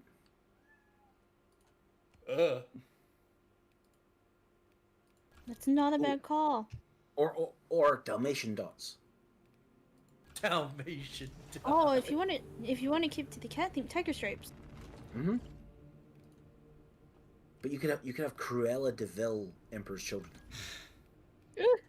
So we're gonna go into my my Chaos Space Marine warbands here. We're gonna remove a color scheme, and I'm gonna show you guys like what I have in mind for. I also need to get these out of the way. Where's the new? There it is. That's it, right? Yep. Okay. Wait, why were you? Oh, okay. So. I was going to say, speaking of someone who doesn't like transfers, what are your thoughts of the stamps that Goobertown are doing? The stamps that Goobertan are doing? I haven't seen them. It's so you know, like the nail stamps that like you get for like nail art. Yeah.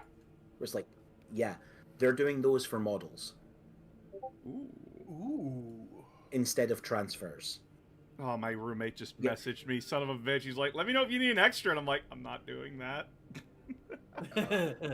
Oops. Sorry, roommate. Sorry. I feel bad. I feel bad. As like I'm trying to like do this like specific color scheme, son of a bitch. And I get everything at the left shoulder pad. Yep. All right. So the idea is that like in fitting with oh, that's lazy. That fucking emblem there is just a part of the JPEG. Oh, that's lame. Oh god, that's whole. I'm actually seeing how bad that is. God, that's driving me nuts. Yeah. Oh, that's cheap. That is cheap. Fuck you, Saber. It's such a small detail that no one would notice, but like, now with my artistic eye, I'm like, that's just a fucking JPEG. Yeah, Ew. once you notice it, you can't unnotice it. That's part of the mesh. Oh, what? The Chaos Space Marine eye doesn't change color either? Come on. Oh, well, it's supposed to be green.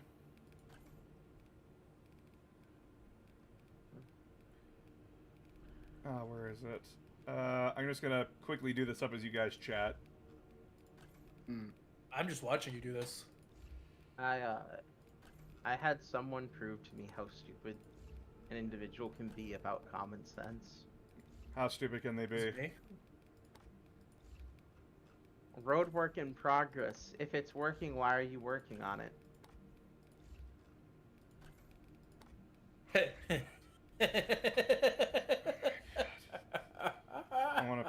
I want to punt that person across the room. I want to punt them across the room. Come on, there's no way they did that like 100%. No, they did. That's a They joke. did it with a straight face and all. That's a joke. I mean, Oh, you wish it was a joke. It was like a 40-something-year-old woman mad that she couldn't go the way she usually did every day. I mean, if you want like signs that are just like why are you saying it like that? There are parts of Scotland where they have road signs up that say warning, water on road during rain.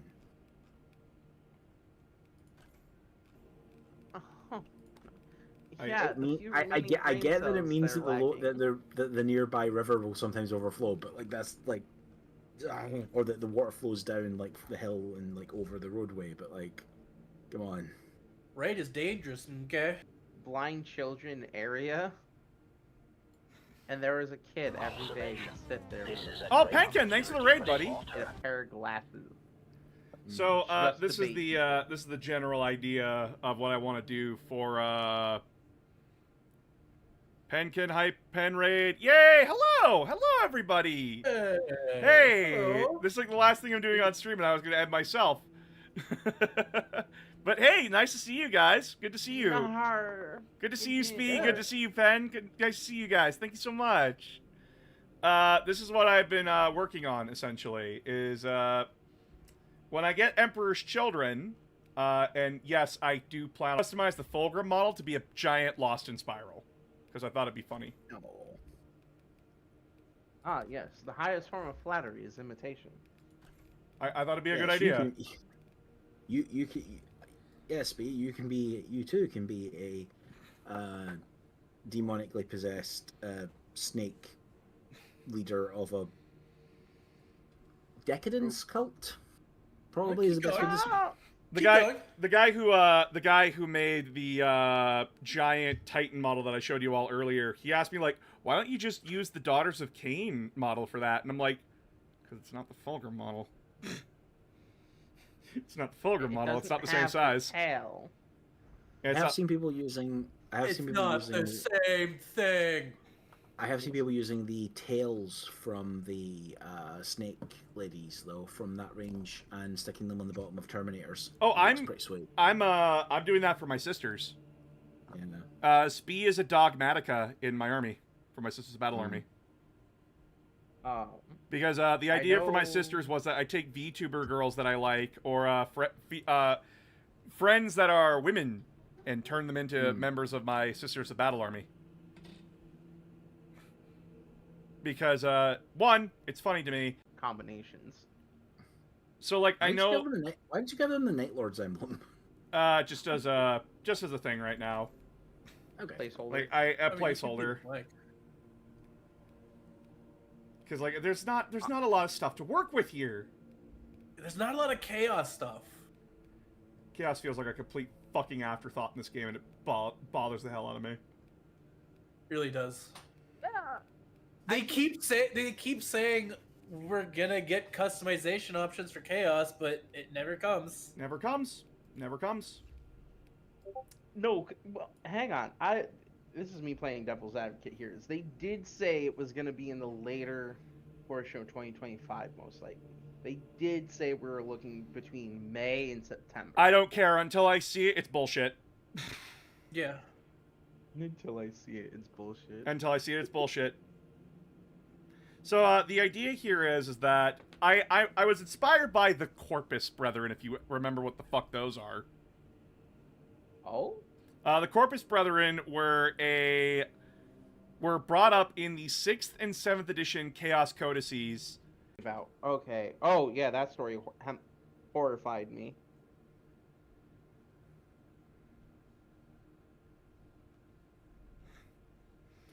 So, like, idea is that it's the kind of the same idea with, like, the white here. Like, they're just pure white and gold. But, like, since I'm doing Emperor's Children, I want them to be, like, the Sons of Purification kind of a thing. Mm-hmm. So, like, the white is them purifying the world to be, like, perfect like Slanesh, but they have the Emperor's Children colors. And, of course, they follow Lost in Spiral. They follow their giant serpentine, demonic princess. As they should. As they should. Snake princess. Snake princess. But Snake like, princess. I don't know if this is gonna work out perfectly. Because like, there's also the idea of like using pinks, but like, they don't have pink in here, which drives me nuts. Why don't you have pink? That's what I'm saying. So like, the idea is either I do this, but replace this purple with pink, or do this color scheme and change the details here to pink.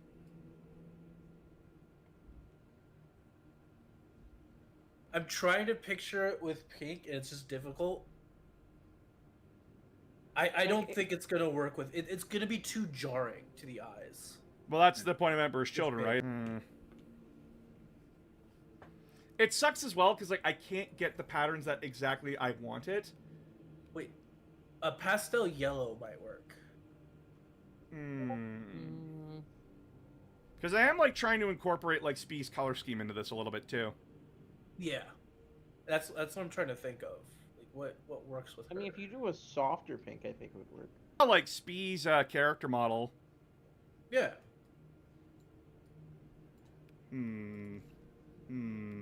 Heraldry. Do we have any, like, new colors in... The way you're saying, just reminds me of a Minecraft villager.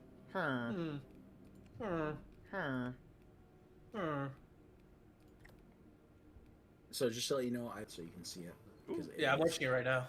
I'll watch it in a sec. So cool.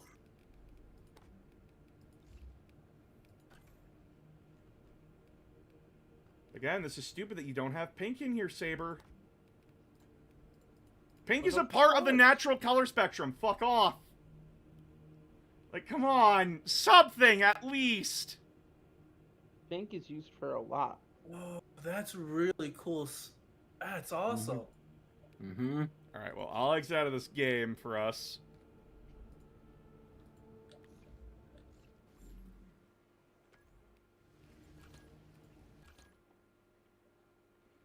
Man, Yeah, like, that's really cool. That's the general idea.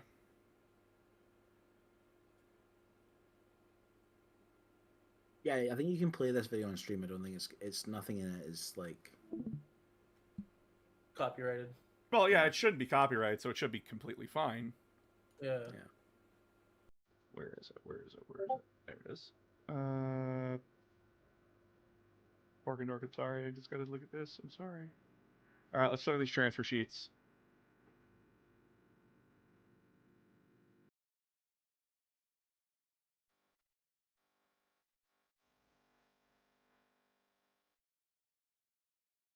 So you put the paint on. You brush it so it's not overdone. And then, Ooh. Ooh. Yeah. Fuck, I would love that. Are they? Do you know if they're looking for investors? I don't know if they're looking for investors. I believe they're, like, I think they were launching them at Adepticon. I want to say Okay. that was like the plan. If it's already launched, they're probably not, unless they're in Series C. I don't know. I mean, the company that it's like Goobertown and eBay Miniature Rescue has started. It's called Goblin Hobbies. Okay, Goblin Hobbies. I'll look them up.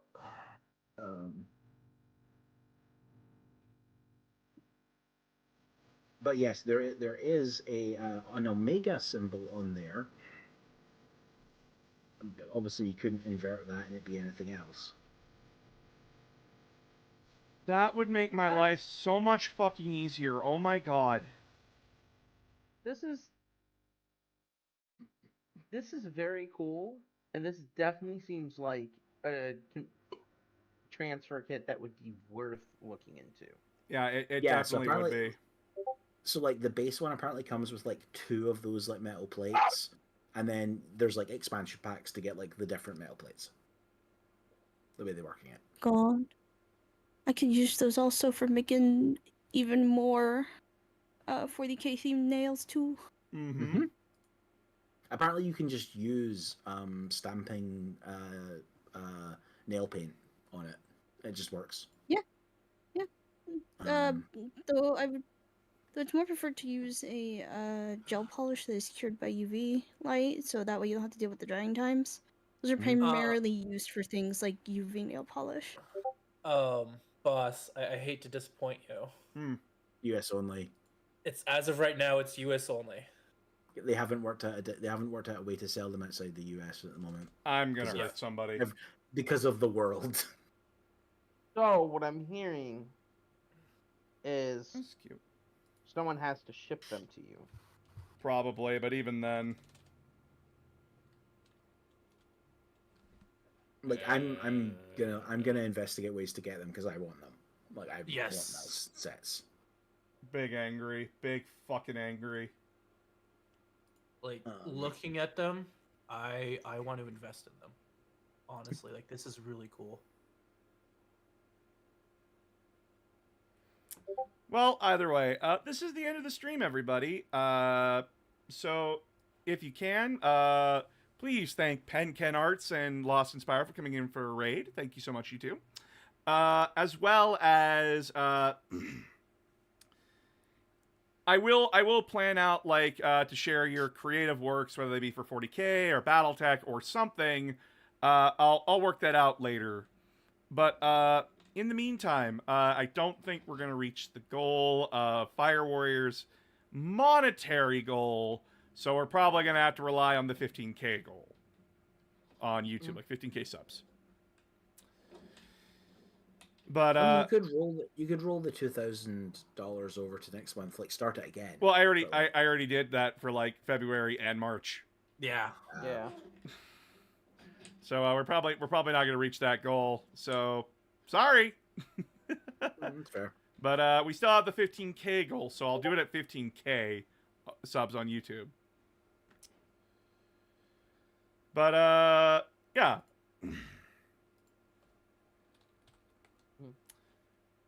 So, in the meantime, there is a new video up on YouTube, the Dawn of War 2 steps back, 2 steps forward, 1 step back. There will be another video coming out in April. A little bit of a funnier video, a little bit of a spicy video, which I still need to talk to Viara, Lost in Spiral, and Kai Pamba for a little bit of help on that video. But be aware, there will be an uncensored version on Patreon. Ooh. But there will be a very much censored version on YouTube. Yeah, you cannot. You post that on YouTube, you're immediately getting shut down. Oh, immediately getting fucked over. Immediately. But, I mean, to be completely honest, I wouldn't even look for anything like that on YouTube. So I'd be entirely shocked if that happens. Nope, there are I'd be tutorials on YouTube for that game. No. Yep. And Really? no one's allowed to say what it is. No one. I can't. No, I would not dream I of wouldn't. ruining that surprise. I wouldn't spoil this. And worth chat, anything. this This is is something that I too never funny. do. This is a game that I never play normally. The entire joke is that I've been tricked into doing this. So yeah. I can't wait to see your guys' reactions to my reaction to this fucking game that played 9 I hours want of it to be Nine- known. Unoptimized garbage. Absolutely It- livid. How anyone enjoys this game is beyond me. Me and T-Com still can't believe that we saw you for 9 hours playing it. I did not No. enjoy myself. It was not fun. There are much better versions of that game. I wish I had On known, Steam. because I definitely would have been in your fucking... I would have called and been like, hey, are you okay? Also, it's like extremely racist. It's extremely racist. Oh yeah. It's extremely racist. I don't know how I'm gonna script this out, but I'm gonna do it. Like, this is the plan this week. While I'm working on another video for Spee, I'm working on this, and I'm just sitting here like, I'm gonna blow myself up. This is fucking awful. I hate this. It's not even gonna be a long video either. So yeah, you all have a fantastic night, and I'll see you all on Wednesday when we probably finish Mega Man Legends. So Hopefully. you all have a great night. Good night, everybody.